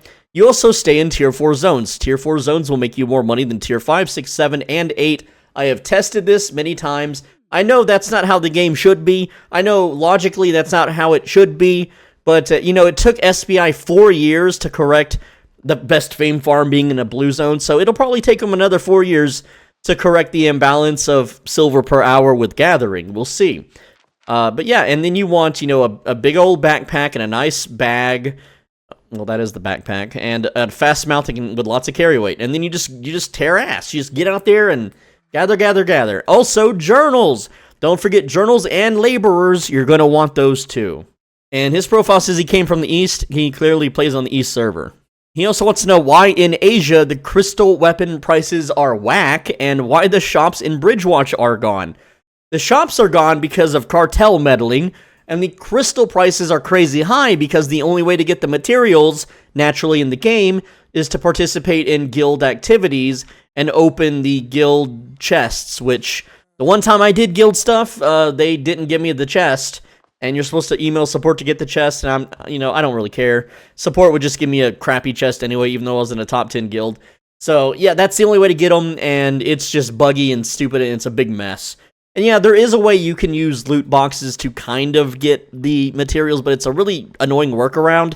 They're just hard to get, and crystal weapons, especially the newer ones, will be a very high price. Like, for instance, one of my favorite crystal weapons is the Astral Staff, and this thing cost me 100 million to craft, but now if I craft it after almost a full year, it only costs about 60 million to craft. Actually, it says 66.9 million is the estimated market value. So this thing dropped about 40 million silver in value. And yes, this is crafted by Swole Benji. There you go. So yeah, if anyone wants to buy that, you can hit me up and I'll sell it to you at a premium price. Not the price of premium, obviously. I'd be, screwing myself over. But, it's a nice collector's item, I suppose. Now, GD Inzvidzid says, why does Graveguard boots cancel Great Arcane, but Valor boots can't? And I don't know anything about that, so sorry, can't help you, pal. Hambosan asks, hi, man, I'm interested. How would you improve faction warfare? Well, for one, I would disable the ability to use awakened weapons. Alright, for those who don't know, awakened items are things like this. This Whispering Bow, look at it. It has plus 50 item power. Alright, this awakened weapon has cooldown rate and ability damage. This one has lifesteal. There are people with 8.4 Blood Moon Staffs fully cranked up all the way that are literally unkillable unless I pull this bad boy out on them. And it is the most unfun thing to ever fight. And, this is coming from someone who bullies people in the yellow zone, right? If I'm not having fun, then I don't think anyone is, okay? But my point is that awakened traits, it's fine if they're awakened, just disable them in yellow zones, okay? If you want to bring an awakened item to the red zone for faction, that's fine. I mean, these things are disabled in corrupted dungeons. They should be in safe zone faction warfare too. It's simply too much of an advantage over the casual player. But that would be my first change. I think that the old values for faction warfare need to go back, and I wouldn't mind IP caps in yellow zones, like in the old days. In the old days, 2019, faction warfare was a full loot PvP activity in the safe zones, and it was a lot of fun. It was the most fun the game was. It was peak Albion, in my opinion. And yeah, we need to go back to those good times. My second big change is when doing faction heart transports, it should nerf the defense of your mount.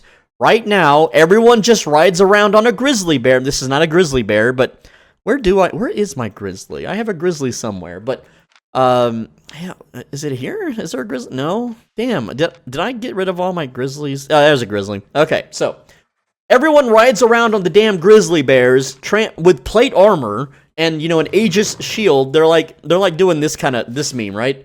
They're riding around like this, and they're completely unkillable, and you can't dismount them. Even with a party of 3 dedicated people, it's a real pain in the ass to dismount these bad boys. And the thing is, it's not people doing this, it's bots. It is literal bots running around on grizzlies. And so my proposition is, if you do a faction heart transport, the weight or the magic of the faction hearts should nullify the bonuses you get from your damn grizzly bear, just make their mount HP 800 and the defense is gone or something, right? or maybe not so drastic, but not 3.5k HP and 300 armor. This is undismountable. Now, if they're a bot and they get stuck on a wall or something stupid and they're like doing this, yeah, I've dismounted and killed plenty of bots that get stuck, but lately the bots have gotten better programming and I can't solo them anymore. And yeah, it's painful. Don't add me to friends list, by the way. You know, you gotta pass the Discord questionnaire for that. But that would be my changes. And this person has blank profile. Stone Alone 3K says, describe your new dream game that would make you stop playing other games, as you can play this one till your last day. Alright, so the first requirement would be something that I can make a livable wage off of, alright? Back in the day, that was New World until it died in 2 months, and then that was also Starfield, which I hated both games, but at least Starfield would pay the damn bills for the first couple of weeks till that game died. So that's the first requirement. It has to pay the bills, alright? The second requirement would be a lot of people have to play it. The third requirement is I will play any game infinitely if I just have friends to play with. If I just have friends, people that I can log in every day and play with, I will play the deadest, oldest piece of crap game ever. And, you know, if you're talking about, well, what about like a game concept? Well, you ever hear of Space Station 13? Kind of like a role-play game. It's kind of like, how do I describe it? Like, imagine a, hold on, what's the word? It's a procedurally generated game with procedurally generated objects in procedurally generated circumstances or procedurally generated scenarios. So you're a bunch of people on a space station. You get a random role. You could be like the captain. You could be the janitor. You could be a doctor, a scientist, like a fireman. You could be an engineer. You can be a soldier. You can just be the guy that works at the burger shop on the space station, right? And this is some 2D chat game that 4chan took and modded into a complete monstrosity of a game.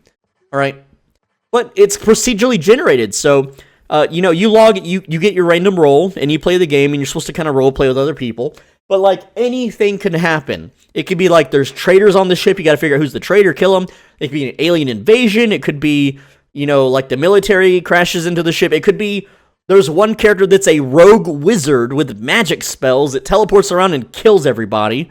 You know, there's a million different little stupid scenarios, and you don't know what it is until it's happening. It's kind of like real life. Like, if nukes suddenly started dropping, what do you do? And, you know, sometimes it generates a scenario that you can't win, or it generates a scenario that's too easy, and that does happen. But the way that I see that game, it's like a cartoon, right?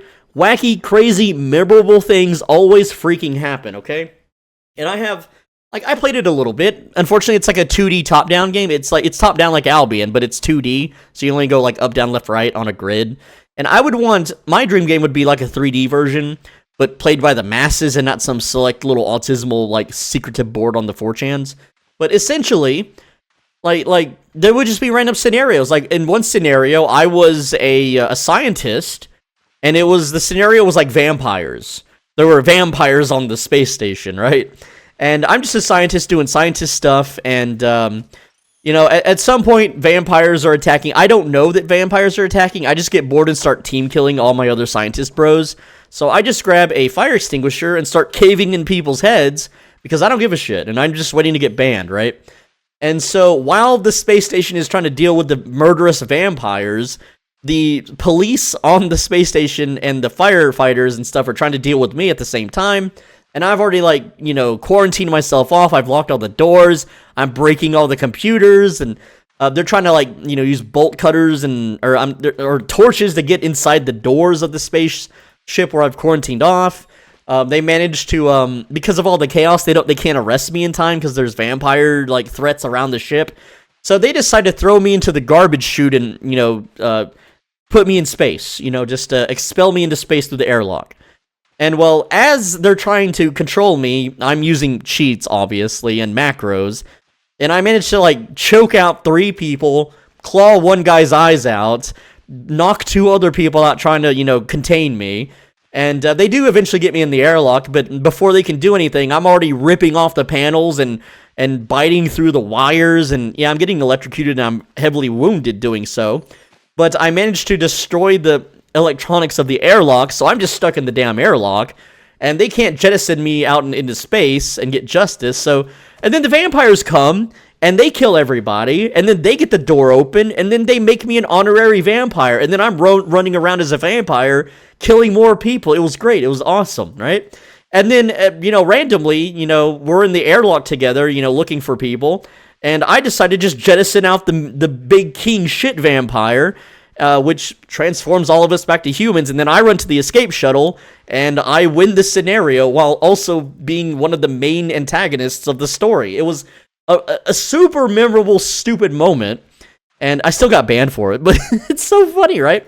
There was another time I was like, I'm not going to be violent, and I spawned in as a security officer, and I went to the burger joint on the space station, and the scenario was alien invasion or something, but the people that run the burger joint wanted to roleplay as cannibals, so they drugged my food, I got knocked out, and turned into burger meat, and then I got to watch as a ghost while everyone that went there ate me, essentially. They grilled me up and served me as burgers, and no one was the wiser until the very end, when people started to get food poisoning. But the funny thing is as a ghost in this game, you have like a 1 in 37 chance when you say something as a ghost for someone living to hear you. And you can also poltergeist things like swivel chairs. You can make chairs kind of spin. So every time someone would eat at the burger place, me being dead and haunting the place, I would make the chairs spin. And they're like, why are the chairs spinning? Like, oh, that's just part of the fun. Haha. Here's a burger on the house.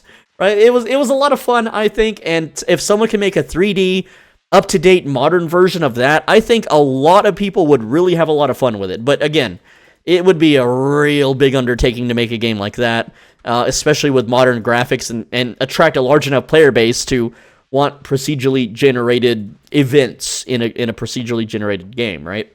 But see, like most people, when they play a game, they don't care about memories. They don't care about having a fun time. They care about, oh, my kill-death ratio is high. My win-loss ratio is high. I'm now Silver 7 up from Copper 3. Oh, boy. And, even more modern gamers, they just care about wacky tobacco skins. Oh, man, I get to play as Iron Man in Fortnite. Wow, dude. Oh, man, I spent $20 on this Catgirl skin. Tasty, right? It's like, no, that's not what gaming's about.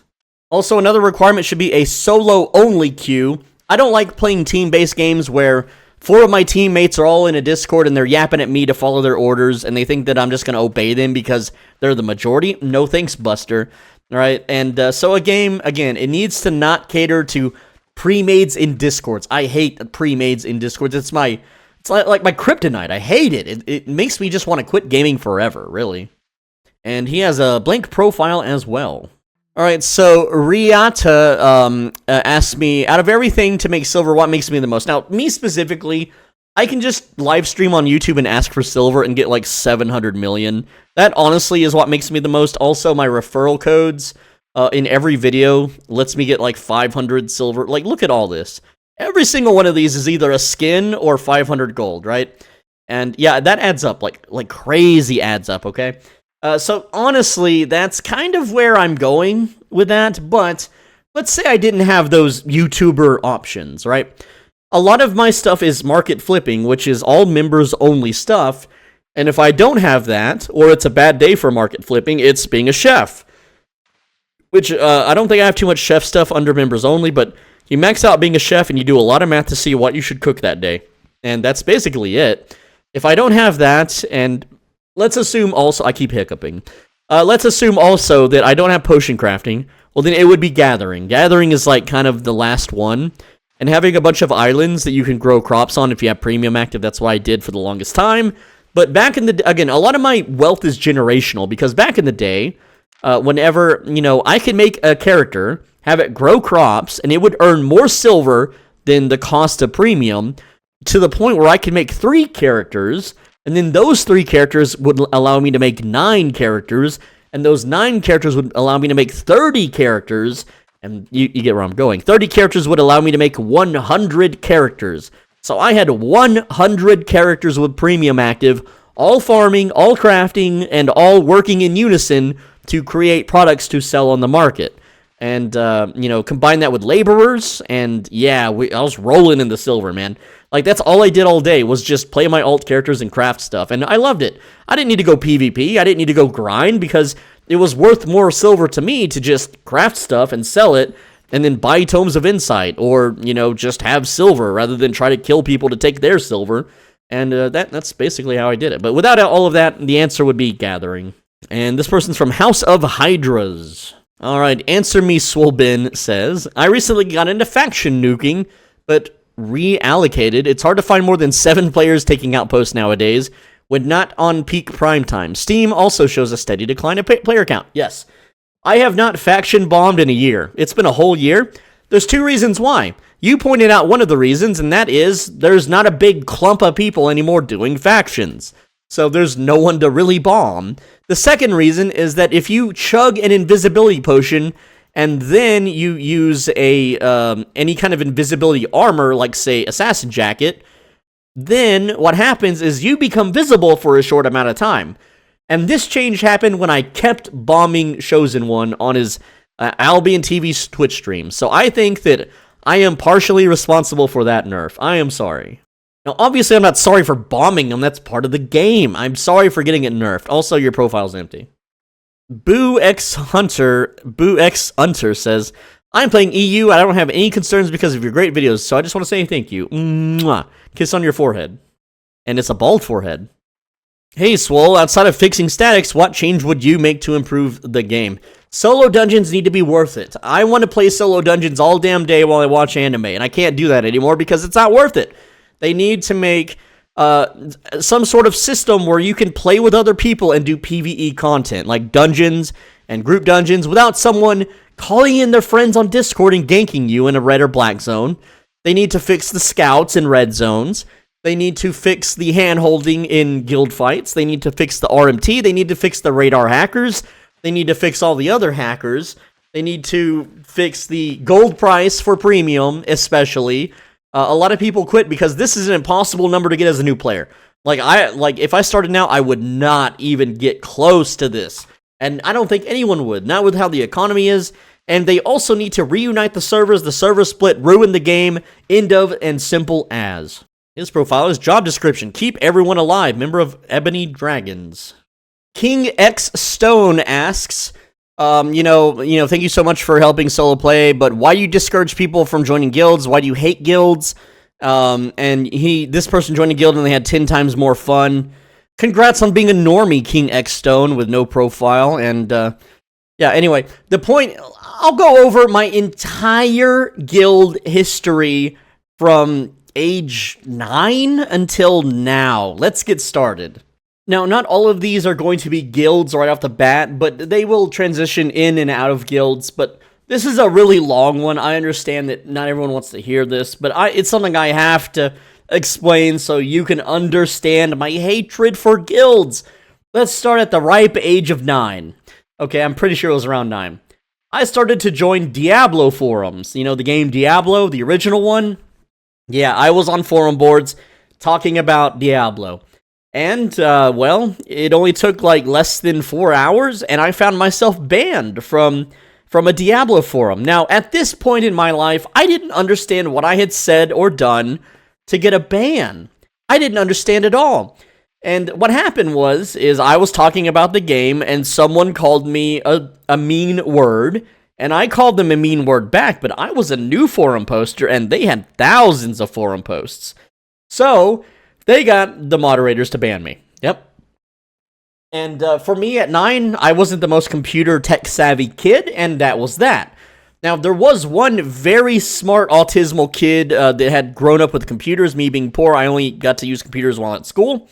And he taught me how to proxy. He taught me how to change IPs. He taught me all this stuff. And so I was able to come back to the forum and get my vengeance. Or, eventually I learned, well, this forum's stupid. Let's go elsewhere. So I started to go to StarCraft forums. And here's the thing, right? Back in the day, the internet was way different in the 90s. I want to tell you that right now. So back in the day in StarCraft, these fan sites would have hacks that you can download, like map hacks. As in, you can see through the fog of war and see what your opponents are doing without scouting them. And me, being 9 years old, was like, yeah, hacks, woo! And so I would download the hacks from the StarCraft fan site, and then I would participate on the forums where everyone would gather to talk about StarCraft. And boy, oh boy, did they hate me for using hacks, and they ostracized and ousted me. But I learned how to have multiple different personas and multiple different usernames. And so I was eventually able to craft a persona that these people found mildly acceptable. You know, one that didn't hack, or at least I didn't let them know I did. You know, and got along with all of their opinions from the forum posters that had like 5,000 posts, right? So I was able to kind of learn how to fake it to make it, kind of, sort of. Now, in the end, everyone kind of, you know, over time, I do Google these guys every once in a while, because, you know, I was a young lad, and some of them were older, and I had to pretend to be old. I would always tell people, I'm 23 years old and in college, even though I was only 9 years old at the time, or 10 or 11, or however old I got. And I used these forums for years. Now, at the end of the day, a lot of these guys made lifelong friends that they still keep in contact with, but regardless of the 8 different personas that I used on these forums, and, you know, sometimes the websites would die and everyone would go to the next fan site, I didn't make a single friend. Not a single damn one, all right? And at some point, one of my personas got a little internet famous for a thing I did in WoW, and they made a mockery of it. And so I was just like, screw these guys, they're all dickheads, and I have nothing in common with them. Because, well, the thing is, they were all upper middle class people that actually got to go to college, whereas I was very poor, you know, poverty level class, who had no chance to ever go to such a thing. But anyway, so again, this is the various Diablo and StarCraft forums. I've spent my entire youth on these things and never made a real friend. Never. Not a single one. And I had thousands and thousands of posts racked up. It's what I spent my time doing. When I wasn't playing a game, I was posting on these forums. Now, at some point, you know, I became an esports enthusiast, as I was very good at video games, and I think I still am very good when I want to be, but the entire industry has soured me. So, I was very good at Counter-Strike back in the day before Steam existed, and even when Steam became a thing, you know, you had to switch over to it, Counter-Strike 1.6, and Halo 2, to the point where I joined some pro teams, and these pro teams were full of rich, wealthy, upper-middle-class kids.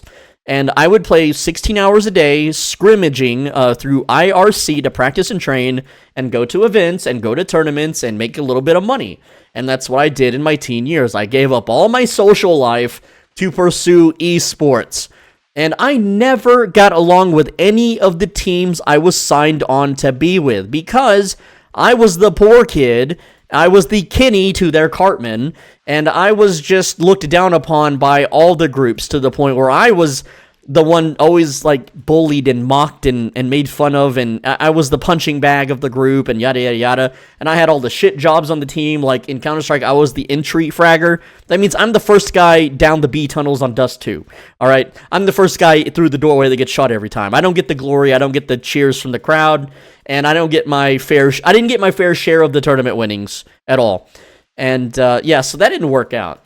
Right, and one of these guys actually did contact me because he knew, like, I was one of the main carries of the team. I was one of the better players, and him and I kind of worked a little bit together on RMT when WoW came out, but he quickly ghosted me because money, and he just full ghosted me one day. Never heard from him again. I don't know if he died in real life or if he just got sick of me. I don't know the deal, but I didn't make any friends. Being a business partner is not a friend, okay? And that's why I'm very wary of ever being business partners with anybody. Anyway, Diablo 2 duo. Now, in my time during Diablo 2, I would call him my best internet friend. I believe his real name was Pete. He was Serbian. And what happened with Pete is, you know, we helped each other a lot. We would always play together. He was probably one of my only real gamer friends ever. But he got sick of playing video games one day and decided he wanted to be a pharmacist. So he went and did the middle upper class thing and went to college and became a pharmacist, and he left video games forever. And therefore he abandoned me forever. So shame on him. Shame on you, Pete. I don't remember your in-game name, sorry. WoW Vanilla first set of guilds. Now, at this point, I'm 19, all right? It's been 10 years. 10 years of abandonment and friendship issues and trust issues and yeah, so here's the thing. I was a very famous Diablo 2 player. I was one of the top guys for like a US East tournament. I was one of the biggest forum crap posters. I had like 80 CD keys I would constantly spam the forums with, and that might give away one of my old IDs. I don't care at this point. Who cares? It doesn't matter. World ends in 5 years anyway. Doesn't matter. But the point is that it was time for everyone to quit playing WoW and split off into guilds. And I remember some people that didn't quite like me, at least in private conversations, they didn't quite like me, actually wanted me to help them with WoW. And I was like, hey, you know, maybe if I'm nice and work hard, I can turn this stuff around, and I can make some friends if I just play the game good and be friends with them and help them out. And so I did. Against my wishes, I rolled Alliance on a low-pop server. I'm not going to tell you what server. And I played a female human mage. And I didn't want to play that class. I didn't want to play on that server. I didn't want to play Alliance. And what happened was, very early on, like a few weeks into the game, a bunch of girl gamers in the guild and a bunch of people simping for the girls had a big drama fight, and they all split the guild, and the guild became unsustainable to the point where everyone had to go find new guilds. So, you know, that was it for me. I'm stuck on this server. It's too late for me to reroll. And at this point, I'm very poor in real life. You know, I have to pay bills and rent and stuff because I'm 19 years old. I'm an adult at this point. And so I had to find other guilds. And I was like, well, let's, you know, because my character was female and it had a female name. And I was like, I'll join an all-girl guild. That'll be, maybe I can get a girlfriend. Right? Yeah, right. But anyway, I joined an all-girls guild and that imploded. And also, like just to avoid the drama in that guild, I faked dying in the guild chat, which I just made my character AFK, and then someone in the guild reported me to a game master, and because you have your real life billing address tied to your, you know, World of Warcraft account, they sent police to my trailer, and there had been a shooting like a week before this, and so they sent 5 police officers, you know, to scream at me and demand a bunch of orders, and they had to check my wrists. And I had cats, and I had scratches on my wrists, and they were like, oh, you're suicidal. I'm like, no, I don't know what's going on, officer. I must have been pranked by somebody. They didn't tell me who made the call or why they're out there, but I put 2 and 2 together. I knew it was these assholes in this guild that ratted me out to a game master that ratted me out to the local police. But, you know, I have no criminal record. My family, you know, doesn't either, really. And the cops are just really on edge today. It was a funny memory for me. I think it's funny, but F that guild, man. That guild sucked. But that guild imploded.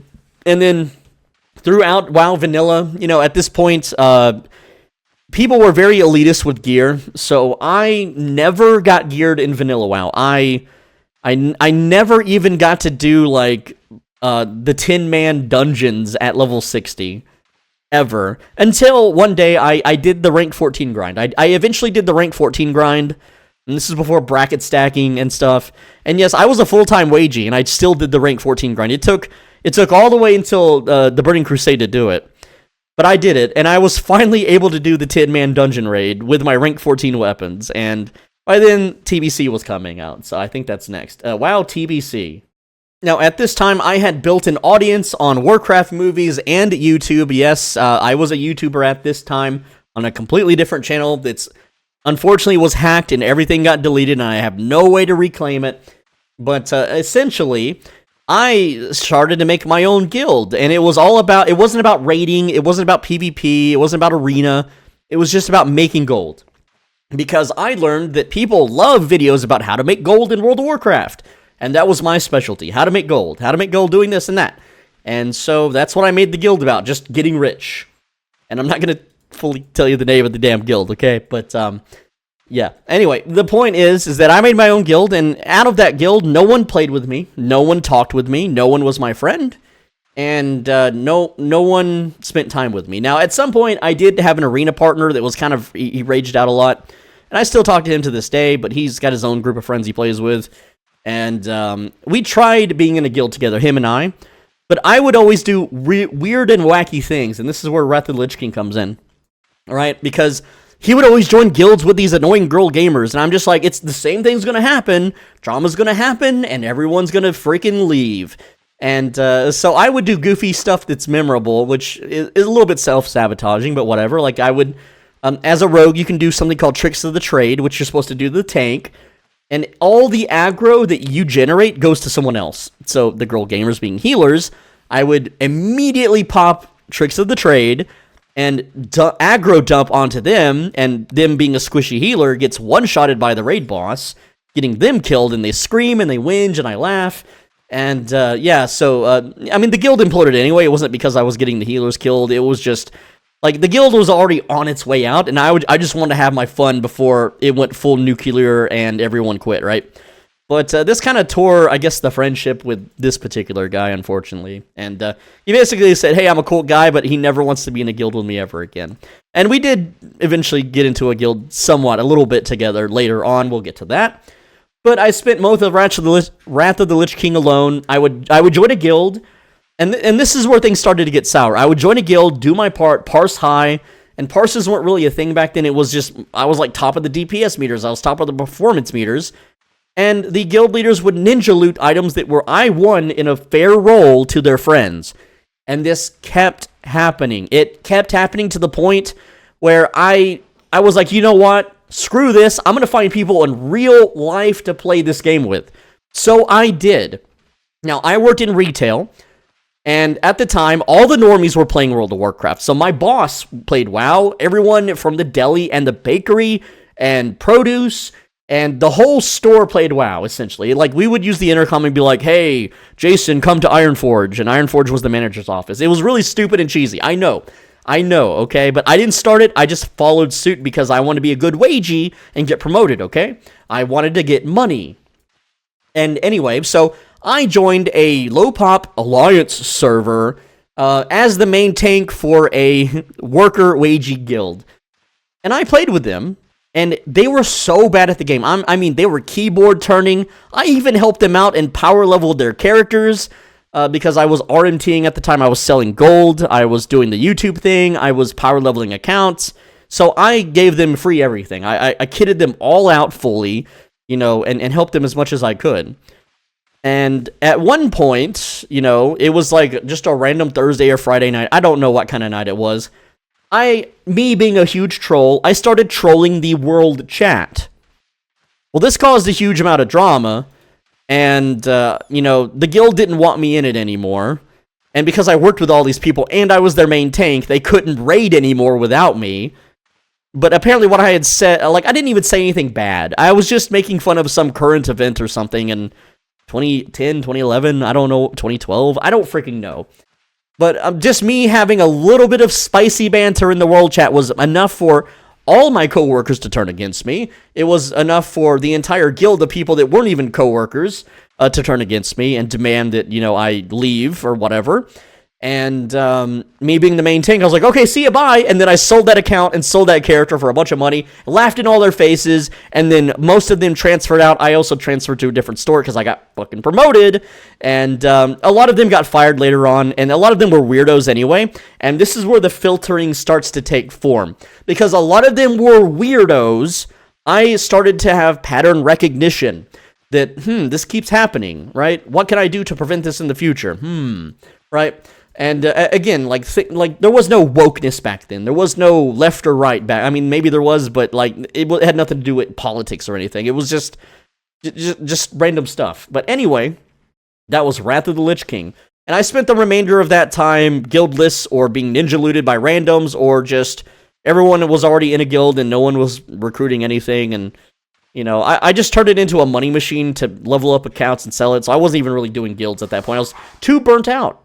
Now, WoW Cataclysm comes in, and this is where things change, because I'm full RMT at this point, and I am doing pretty damn well on the YouTube and the Warcraft movies. I'm getting, you know, millions of views, hundreds of Ks of subs and stuff. I'm a big shot, right? And so I make my own guild. And here's the thing with this guild. It was a full-blown Zerg guild. I used an add-on, which I can't tell you the name of because it's such a badly named add-on. It's that bad. And I coded it different. It's LUA coding. And I coded it so I would just mass invite the entire server to my guild.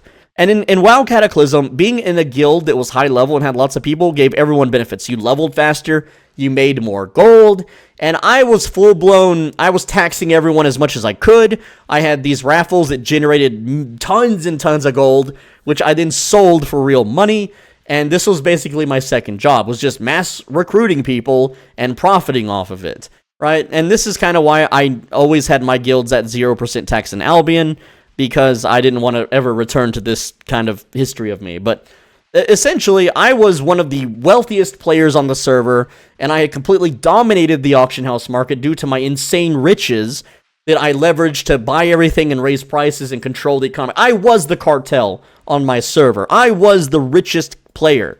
I was not the most geared or raid progressed or most powerful, but I figured if I just mass invite everyone, that someone would play with me, that someone would, tank or heal or do raids, and someone would do this. But every single time our mass invite guild started to get geared tanks and healers, they would form cliques, and they would G-quit and form their own guild. And because, once you're leveled up and geared, you don't need a Zerg guild anymore. I get that now, but it was really heartbreaking back then, right? And so at some point, I just sold my account and guild. And here's the thing, and I still have this to this day. I sold my WoW account for League of Legends currency, because I was quitting WoW to play League of Legends. And my account was worth several thousand, and so I still have this League account with all these, vanity skins that you can't buy anymore, like the rarest, most expensive skins, worth several thousand. But that League of Legends account is on its last possible warning before it gets perma-banned, so I never played it or touched it ever again. And, I thought I put League on here, but maybe it's further down later. But from World of Warcraft Cataclysm, because I didn't like the game anymore, I wasn't making friends, I wasn't having fun, and, I got a big payout, so I quit that game, and I moved on to PlanetSide 2, and I don't remember exactly when I went to PlanetSide 2, but there was one super guild that was owning everybody on the server I played on, or all the servers. It was also the most, not conflicting, but the most spiciest guild that people were always yapping about on websites and stuff, and that was the Enclave. And I joined the Enclave for PlanetSide 2, and I was just a random unknown soldier, just a random NPC face in the crowd.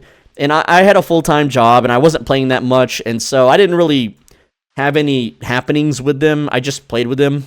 But this is important for later, okay? We'll talk about the Enclave more later, but at some point, my job just took too much of my freaking time, and I just stopped playing it. This goes back to League of Legends. Now, I became a League of Legends YouTuber and streamer because my WoW channel had gotten hacked, and I had no way to get it back, so I had to start completely over, and I started over doing League of Legends. And I got massively big. And I did very well until I released an exploit video on how to get free skins, which wasn't really how to get the skin, it was how to display the skin, to everyone on the game. It was a coding mishap, and the company didn't like that, and it got pretty spicy. But essentially, I was a live streamer, and I would have around 400 average viewers, which was quite a lot back then. And, my YouTube videos would get hundreds of thousands of views. It was just basic guides on how to play characters and stuff, and fans would give me all the cool skin codes and stuff, and I had like 10 different League of Legends accounts for different things. I ended up becoming Diamond 1, and eventually I did get to Challenger rank, but I turned down all the esports stuff because I was so soured by the industry, and I didn't make any friends. I didn't make any friends playing League, and I played League for I don't know how many years, so many years, and when I wasn't at work, I was playing League.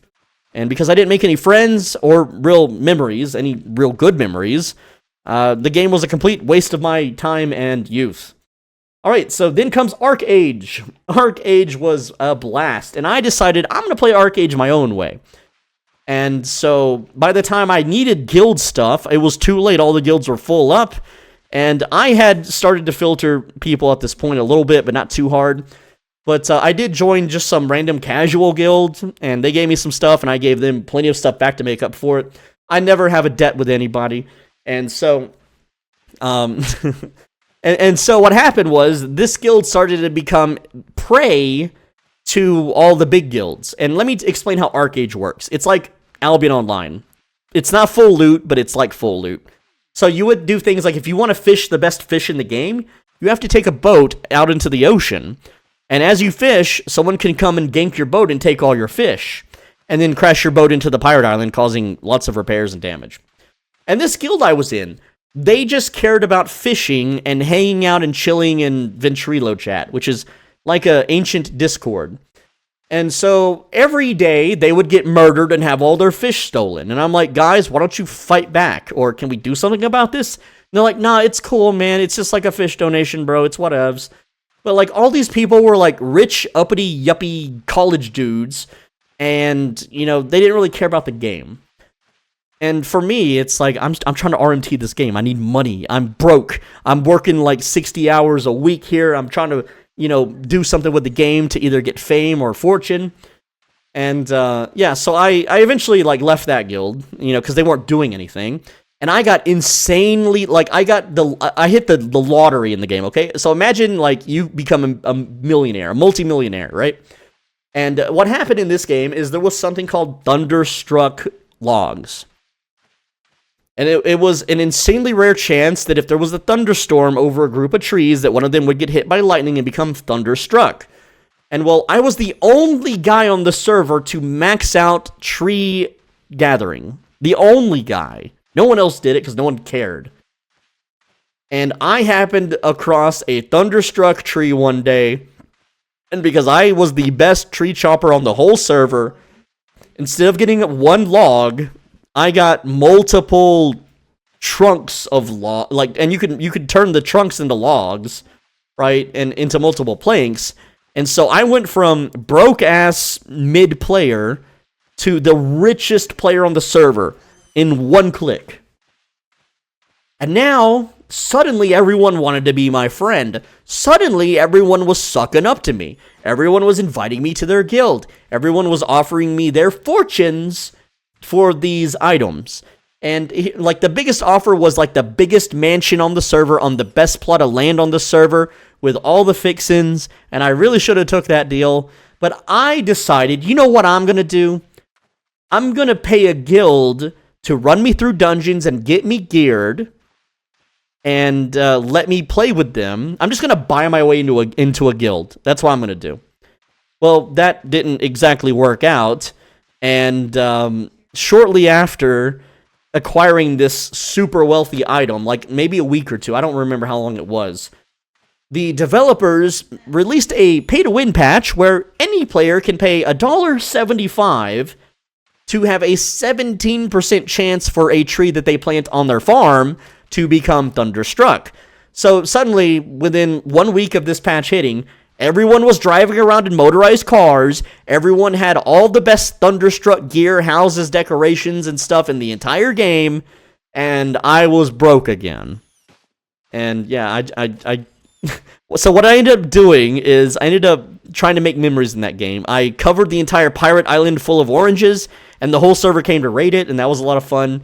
And I took the top streamer, who was a Korean dude named, I can't say his name because it's very slurish, but he would pay $400 a day for pay to win, and I made a build specifically to ignore armor and stunlock people, and I got super lucky with my weapon crafting and crafted what's called Delphinod. I believe that's the word. It is like a 1 in 27,000 chance or something crazy in order to craft. It was like you know, like instead of a legendary weapon or like an Albion, instead of a maxed out awakened weapon, this is like 3-4 tiers above that. Like this would be like a 12.4 fully awakened, master awakened, quadruple awakened or something, okay? You don't understand how powerful this weapon was that I crafted. So, I used it to stream snipe him endlessly. I would, and he, he couldn't play the game anymore, and I had a lot of fun doing that. And then when I got bored of that, I sold the account to a coworker for thousands of dollars. Oh, good times in Arcade, but I didn't make any friends. I didn't make any friends at all the whole time I played it, and I love that. That's my favorite MMO ever. Ever. Did not make any friends. Didn't join a guild. Didn't have any luck in the guilds I did join. So, yeah. Now we move on to Will to Live Online. This is when Swole Benji began. My first video on the channel was a Will to Live Online game. And so I had the full intent to just troll people with this name, and I do. And so Will to Live Online, I would stream snipe people, I would scream over voice chat at them, I would camp entire zones. If they, looked like they were middle class, female, it didn't matter. I would just kill them over and over. The game was partial full loot drop. And also, it was an MMO, so if I'm level 20 and they're level 6, and I have good gear and they don't, there's nothing they can do. They could shoot me all damn day, and they couldn't do any damage, and I was relentless. And like, these girl gamer streamers would have simps, like, an army of simps. And the game was free to play. Or, no, it wasn't. It was, like, $20. It was $20 at the time. And they would still have an army of simps that would try to fight me, but I'm way higher leveled and way higher geared than them, and I would just camp quest zones, and they couldn't progress, and I forced the game to forced them to quit. And here's the thing. When I reached in-game, I wanted to join a guild. There was 2 guilds that controlled the in-game zones, and these were desert spiders or scorpions or, like, world bosses. And because of my crazy trolling antics, they wouldn't let me join the guild, and I was kill on sight. So I couldn't do the in-game. And so I would troll them by making alt characters and level them up to the point where they had, like, a penalty for killing lower level characters, which I never cared about the penalty because I never went to towns, but they couldn't even go to their outposts in the in-game zones if they killed my characters. So I could just kill them over and over, and they couldn't do nothing. And yeah, I knew the builds and the gear to be able to deal damage to them, though it would take a few tries, being really creative and stuff. And eventually, most of their guild died. Full-blown died. So you know what happened at the end when there was only like 3 or 4 members left still playing the game? They let me in their guild. And then they all quit. So I basically inherited their dead guild, right? And, it was a lot of fun, but I didn't make any friends playing it. And I originally played it to support a British streamer named Britbong, but he tends to only play games for like a couple days and then he drops them. He doesn't really commit to one game. So, yeah, big bummer there. But regardless, it was fun times, but I didn't make any friends doing it. Then we move on to WoW Classic, which you can follow the timeline on this channel where I've made videos talking about these points. But I decided, you know what? I'm going to get in contact with some old people that I knew so that I don't play this game alone. I can't be alone. I have to do the guild thing. I have to make it work. I have to prove to myself that I can fit in with a guild and get gear and make this stuff happen.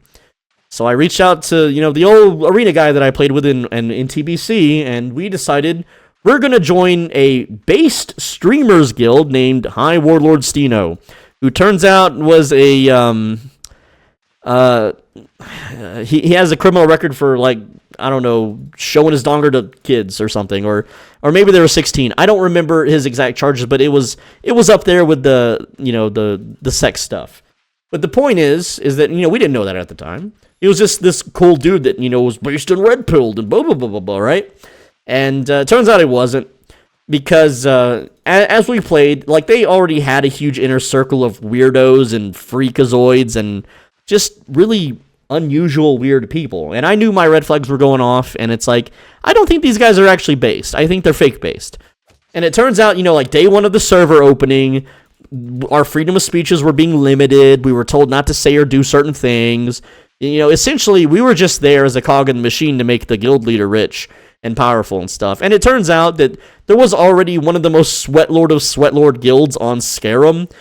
I forget their names, but they had full control over the server, and they were going to be the top raiders. And this guy, because he couldn't be number 1, he decided to transfer to some roleplay garbage server. And he got super pissed at us for not transferring with him.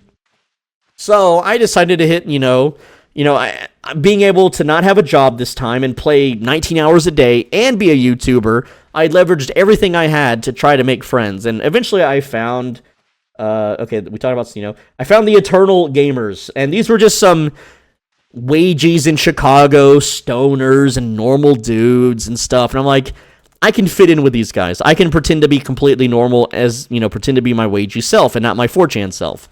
And so I did. And so I put up with their boring normalcy forever until I was fully geared. I became the 2nd highest gear score horde rogue in the world. Okay? Quite the achievement. I love this achievement, right? And no one's gonna care, no one's gonna remember in 10 years, but they won't forget me though. But the point is that once I got this gear, I started to show my true self, my based self, my real self. It only took 3 to 4 days until they kicked me out. And let me tell you, I was the numero uno most helpful guy in this guild. I helped everyone level up, get gear, gave them money, did everything I could to help them with quests and lower level dungeons, and I hung out in Discord all day, every day, talking to them, socializing with them, etc., etc. But because I decided to attack bracket stacking bots, which they did not use, it upset the server. And these random people that they never played with, talked with, or would associate with because they weren't in the guild, because they were upset and DMing the guild leader constantly. The guild leader could not handle the pressure of having negativity thrown at him, so he just got rid of me instead. And I was their top parser. I even rolled the healer and got it geared up so that him and his friends could play rogue because they wanted to play rogue. And I was like, yeah, sure, I'll be a healer. You don't have to heal anymore. I got you covered, brother. And I got kicked to the wayside. And so I think this is when the filter begins. Maybe. No, okay. Not yet. So I looked for other guilds, and at this point, most guilds were already progressed and full up, as it is in classic WoW. And I joined some random stoner dudes who kept wiping and they couldn't play the game and they were drunk and high all the time. And I'm not talking about pirates. Pirates are cool dudes. And no, I'm talking on Scarum. It was a random stupid stoner guild that couldn't do the first boss of Encourage, okay? Pirates didn't raid. They just gank and team kill, or not team kill. They gank and they stream snipe, and they're based as hell, right?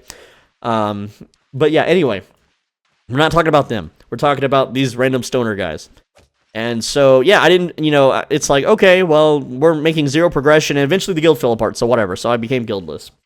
And that's when I transferred to Fairlena to stream snipe Asmongold and dispel streamers and, make all those funny troll videos that I still love to this day. I still watch those vids to this day. This is where the filter begins. What is the filter?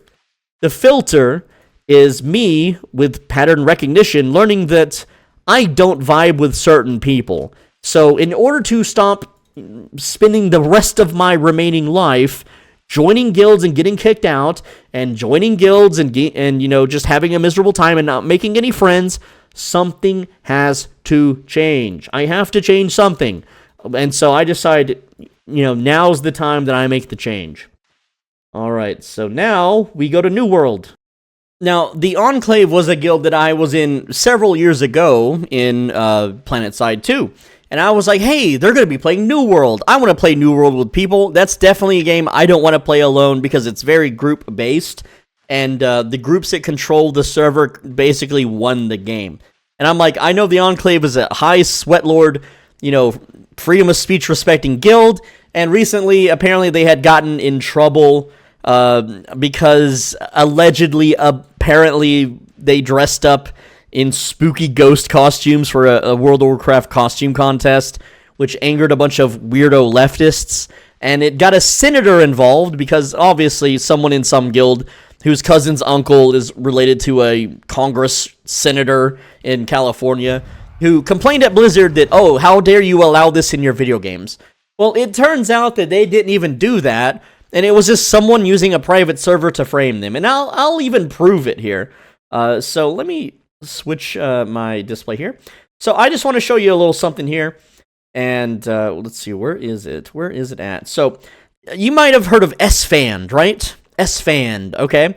Now, tell me, is this real? Here is Scarab Lord S-Fan TV says, Swole Benji is the only rogue that can kill me on this server, okay? It's clearly S-Fan. This is the character that he played all the time. He's in Red Ridge. I ganked Red Ridge all the time. And yes, I'm aware that there's text on the screen. Oops, my bad. I'll play the video again. Scarab Lord S-Fan TV. Scarab Lord, he's got the title. You can see here. Did he say that? Well, if you ask S-Fan, he says, no, that's fake. That was totally a private server, just someone pretending to be him, and we'll never know, will we? Well, it's the same deal with the Enclave, okay? And no, I'm not trying to stand up for them or anything. I mean, they end up kicking me out anyway. Why would I stand up for them? But essentially, I joined the guild hoping that it would be the guild that everyone was complaining about, and it turns out that they weren't anything like people were complaining about.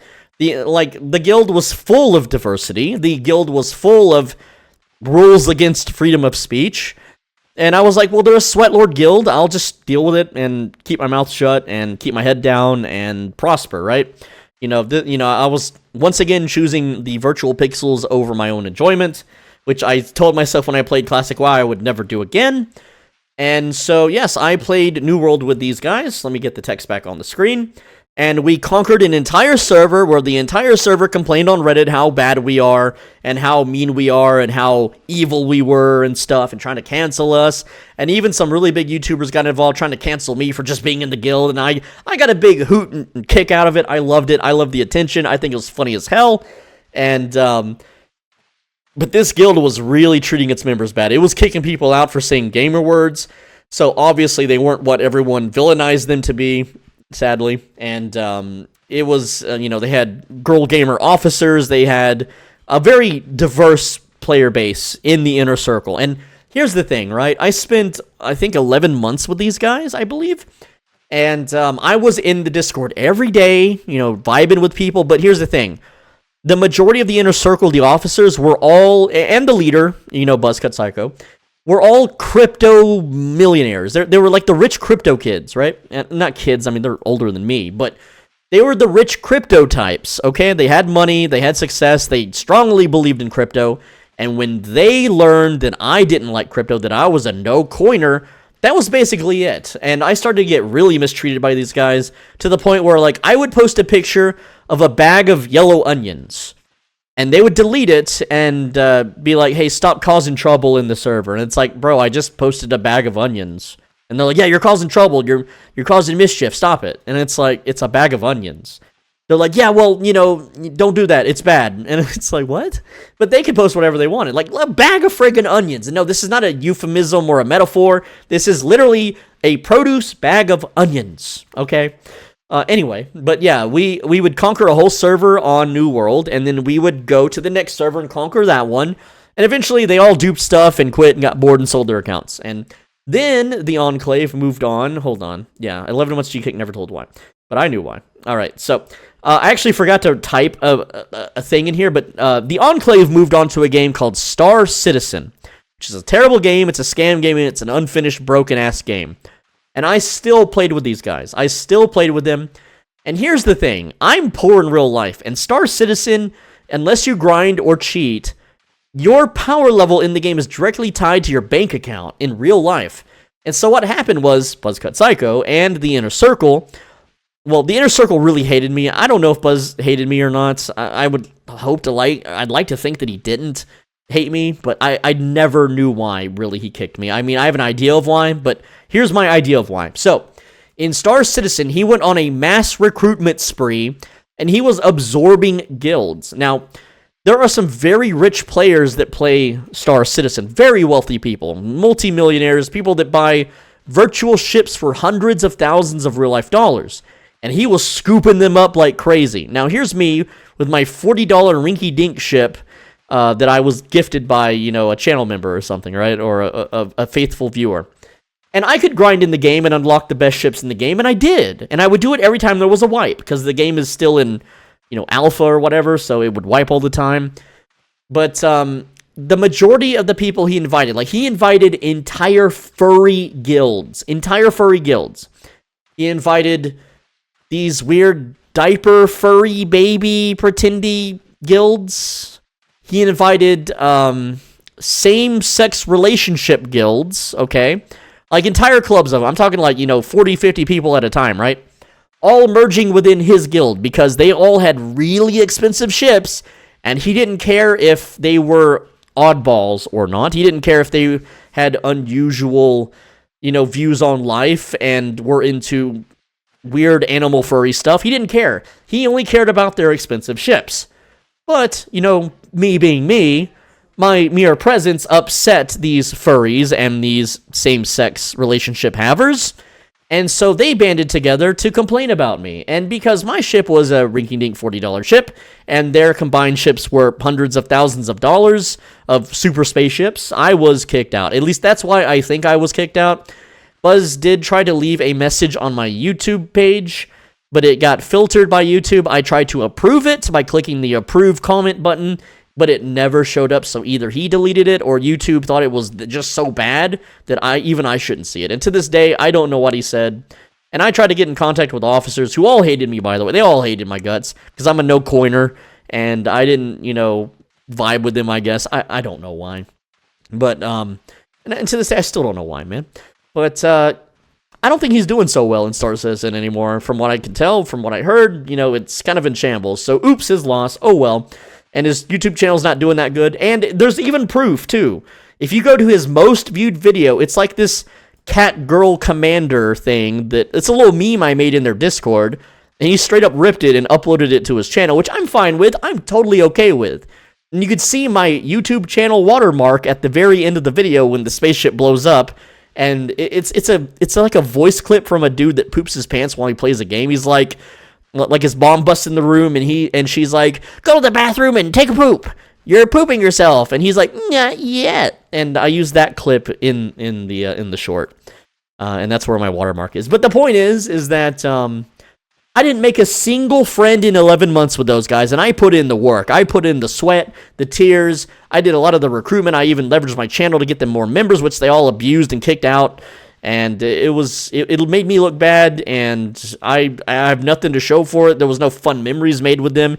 Yeah, we conquered 2 servers and got rich off of it. So what? New World sucks. My account on New World's banned anyway because I asked people if... here's the reason I got banned in New World. Someone was complaining about the police being selective, and I told them, well, the majority of men get arrested, so are the police sexist? Like, just a little troll post, and that's what got me, apparently, in that game. Amazon did not like you, that one.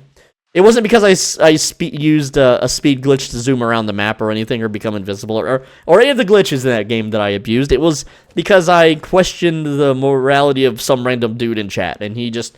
knew a janitor, I guess, a Janny that got me banned. I don't know, whatever, who cares? I gave all my stuff away anyway to the guy that bought me the game, and then he ghosted me too. That's another thing that pisses me off, is all my donators, all the people that buy me games, they don't play the games with me.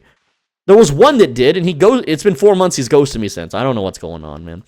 Hopefully he comes back, though, because he was pretty cool. But anyway, so now we move on to Albion Online. This is a full year later of being guildless. I'm like, you know what? I've been hanging out in Jack's streams for a very long time, and we're going to talk about hanging out in streams too.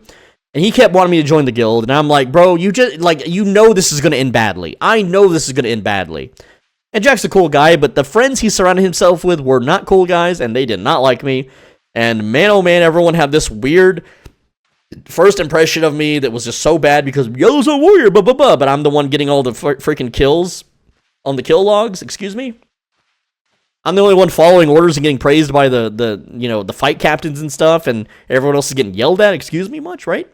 Basically, I showed up very strong, but this guild really mistreated me. This guild did not re-gear me properly. This gear did not loot share me properly.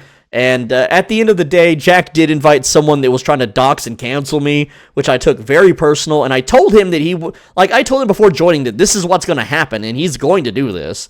And he was like, no, I'm not. And he ended up doing it. It's like, I have clairvoyance. I know what's going to happen. And so, yeah, I got kicked out of his Discord because I was pissing off his officers too much because they were simping for a trans streamer. I don't remember her name, Momo something. But yeah, they were simping for her. And yeah, so... Right. Anyway, the point is that no friends made, big time waste, big silver waste, because I ended up blowing through a lot of silver in this stupid guild. And, everyone would have just been better off if I never joined. It was completely freaking pointless. What else do we have here? So, now, these are not guilds. These are similar feelings of exile that improve and make my filters even stronger. So let's go to eCourt. You know who eCourt is. He's the allegedly Ukrainian guy, who I hung out with on YouTube streams and even Twitch streams for 2 years. I was in every stream I could with this guy, chilling and chatting and being a cool dude, right? And one day, Coco buys his ass out and turns him against me. I didn't even do anything to the guy. I didn't even do anything personal to the guy at all. But the dude was like, oh, he's got to be on the in crowd with Coco. He's got to be on the in crowd because Shadow Brick demands it or whatever. I don't know the real reason. But he basically just freaking turncoated, and I just wasted 2 years of my life chilling in his streams and interacting. And so it was a real backstab. And so now, like I'm gonna tell you right now, like Ukraine's cool as hell, Russia's cool as hell. When I worked in retail, they were my favorite coworkers. They were my absolute favorites. And the thing with eCourt, doing what he did doesn't change anything, doesn't change my views, but it does make me more speculative of anyone who associates with anyone else in the partner program or in those content creator discords. Or anything, similar, not even just Albion, but other games. They all ride each other's coattails. They all circle the wagons. They all congregate in a little Discord server conniving against me. I know they do. They can't stop talking about me. I'm on their brain 24/7. I live rent-free, okay? So anyway, it's his loss, and you can go have fun with Coco. Mwah. Next up, we have Mean Shock, okay? A smaller streamer. I was like, you know what? I'm going to find me a streamer that isn't connected to these dorks. I'm going to find a streamer that seems chill and cool. And, well, Mean Shock had a pretty big and robust friendship circle, so that was a red flag. And what happened with him after 7 to 8 months is he just became friends with Tommy, and Tommy's part of that circle, which makes him part of the circle, which, again, because of what happened with eCourt, I'm not going to spend any more time just to have Mean Shock do the same thing to me, so I am out. And Stay Safe. Now, Stay Safe does not play Albion. He plays World of Warcraft. And I hung out in his community for a whole year, and this actually happened today. I want to tell you about it. So we were talking about some other streamer that he doesn't like, that doesn't like him. Typical, stuff. It's just like me and Albion. That's how I looked at Stay Safe. He's just like me, but in World of Warcraft, right? Except that's not the case. He's upper middle class, very wealthy. He's got connections to get insane views on his political videos immediately through liberal hive mind, which they're never going to tell me the secret sauce. I'm going to be poor forever. I'm just going to leave their servers. But the point is that today we were having a discussion about his rival YouTubers, and this is his Discord Jannies. It wasn't him. It was the people he's connected to, his friendship circle, okay? So what happened was I shared a small clip of a Team Fortress 2 soldier talking about how he and his friends should kill all the furries in Team Fortress 2. All right? Just a harmless little meme video that people share in Discord servers of a Team Fortress 2 soldier talking about blowing furries up with his rocket launcher in the video game. That's it. It's just anti-furry propaganda, right? Okay? It turns out one of his Discord Jannies, I guess, is a furry or something, and so they immediately deleted the post and muted me for a whole day. And because of my previous interactions with everything on this list, you know what I came to the conclusion of immediately? Unsub, unfollow everything, delete all my posts in his server, and leave. Because if they're going to treat me like that, if he's going to surround himself with people like that, I'm not welcome. I'm not going to waste my time trying to fit in with weirdos that are pro-furry. I'm just not going to do it. I'm just not going to do it. And the thing is I knew I shouldn't have even, the very start, a year ago, I told myself, don't do this. It's going to end the same way. It's going to have the same results. You're going to get your freedom of speech stifled. You're going to be dropped down several pegs. You're not going to have equality like everyone else does. That's a Bitcoin guy or some inner circle twerp that's been there for years. My only hope to be in a guild or make friends at this point is to find people that just don't have any friends or are exactly like me. And I have yet to find anyone anywhere that is exactly like me. I've tried every backwater website on the internet, every community game forum board, etc. And it's insanely hard to even ask to find people such as myself, because if I go on Steam, if I go on Twitch and ask, hey, do you like this or do you like that? Oops, banned, oops, muted, oops, blocked, oops. It's like I can't even tell you on YouTube the things that I'm looking for in a guild. So I just say I'm looking for a fraternal guild, and a fraternity is it's a group for dudes, right? That's where I start, and that doesn't exist anywhere. It doesn't exist. Okay, and so I can't fit into guilds. It's a waste of my time to try to fit into guilds. And you know what? What was your name again, dude? Kingstone. I'm happy that you are a normie, that you probably went to college, and that you probably had a prom, and that you probably grew up in a household and went to a middle-class school and lived in a house and have parents that earn a bunch of money. I'm so happy for you, Kingstone. I'm so happy for you that you found a guild and you're having a bunch of fun. I love it that you have more fun than me. I love that so much. Mwah, Kingstone. There you go. No profile, though. Maybe you should get a soul, you NPC. And yes, I am mad, I am jealous, I am envious of Kingstone. Absolutely. Because if he gets to have all the enjoyment and I don't, why shouldn't I be upset? Because mainstream media is like, don't do that, dude. Revenge bad. Being unhappy about your situation, being envious bad. No, it's not. It's a totally normal reaction. Let's go to the next letter. So here we have Lolicon Emperor, funny name, complaining about premium and islands. That seems to be the main complaint, is premium. The cost of premium's too damn high. We all know. And shout out to the Philippines. Hell yeah, brother. That's a pretty cool place. Can't afford to move there, though. Let's check your profile. I'm not a blank. Dude, trust me. Guild Master of Skyspark. Luca3K asks, what is the best fame farm with the new update, and can I be in a vid? Well, I have a video coming out, best fame farm in 2025. I'll spoil it for you. It's open world black zone mobs. I'm sorry that is the best fame farm, but my research has concluded that as the best solo fame farm. So there you go, and you're in the video. So, mwah. Hi you. Hello, Assassin's Greed. Another letter from the Emperor, and this one says the static nerf, mostly complaining about the static nerf. And looks like this person used Shoes of Tenacity and Hellion, which is not a build I ever recommended in my guides, so bleh. And now we've reached Shrek Bagel. Dear Soul Benji, I'm a big fan of your content. However, something bothered me. In your last video, it comes to my attention that you are killing ferrets. Is there a reason for that? All it seems extremely cruel. Please do not kill ferrets in the future. I heard they are going extinct. Please pick on somebody your own size instead of those poor animals. By the way, please come visit me in the Swampos. I lived there since I am Shrek Bagel, and it seems like a proper place for Shrek to live. You mean the marmots? And no, they will be punched. This is my island, and they're virtual fake marmots. They're not real creatures. And yes, I will kill them in the video game because it would be really bad to do that in real life. That's why we do it in the video game. Boom!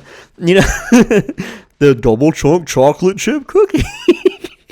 Punch them, bam! There you go. That one's for you, Shrek Bagel. And I said I wasn't going to read any more after Shrek Bagel, but it looks like these two guys squeaked on in. And yes, I've been at this for hours. Oh, and Shrek Bagel, there's his profile, just in case you wanted to see it. All right, William for Lifes wants me to make a video about the best top armor or weapon sets.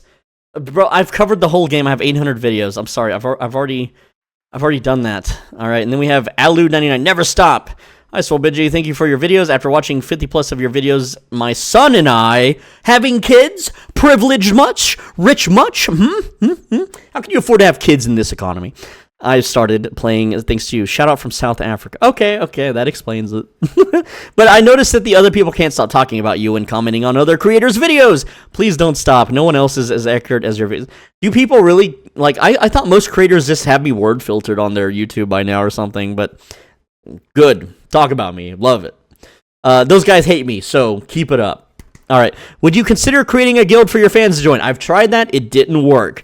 And that's what the Discord questionnaire is for, to filter people to match. They have to be exactly like me. If they're not exactly like me, they're not being let in, and there's no point, because everyone will ghost me, betray me, or abandon me, and I'm just sick of it. What is your current favorite build when not skinning? I guess Shadowcaller build. It really depends on what I'm doing. I noted a lot of bots between Thetford and Martlock. Free farming. I live so far from that, and last time I tried to gank people in Thetford, what happened is they had crash hacks. Yes, the heart transport botters of Thetford used crash hacks on me constantly. And so I couldn't fight back or steal their hearts, and if I get downed while Bridgewatch flagged in Thetford zones, I have to go all the way back to Bridgewatch to reflag. So it's not really something I can patrol, I guess. And now the part of the video where I roam around to different cities and yoink people's stuff off their islands, except no one at all gave me access to their island to yoink stuff except for Apocalypsa.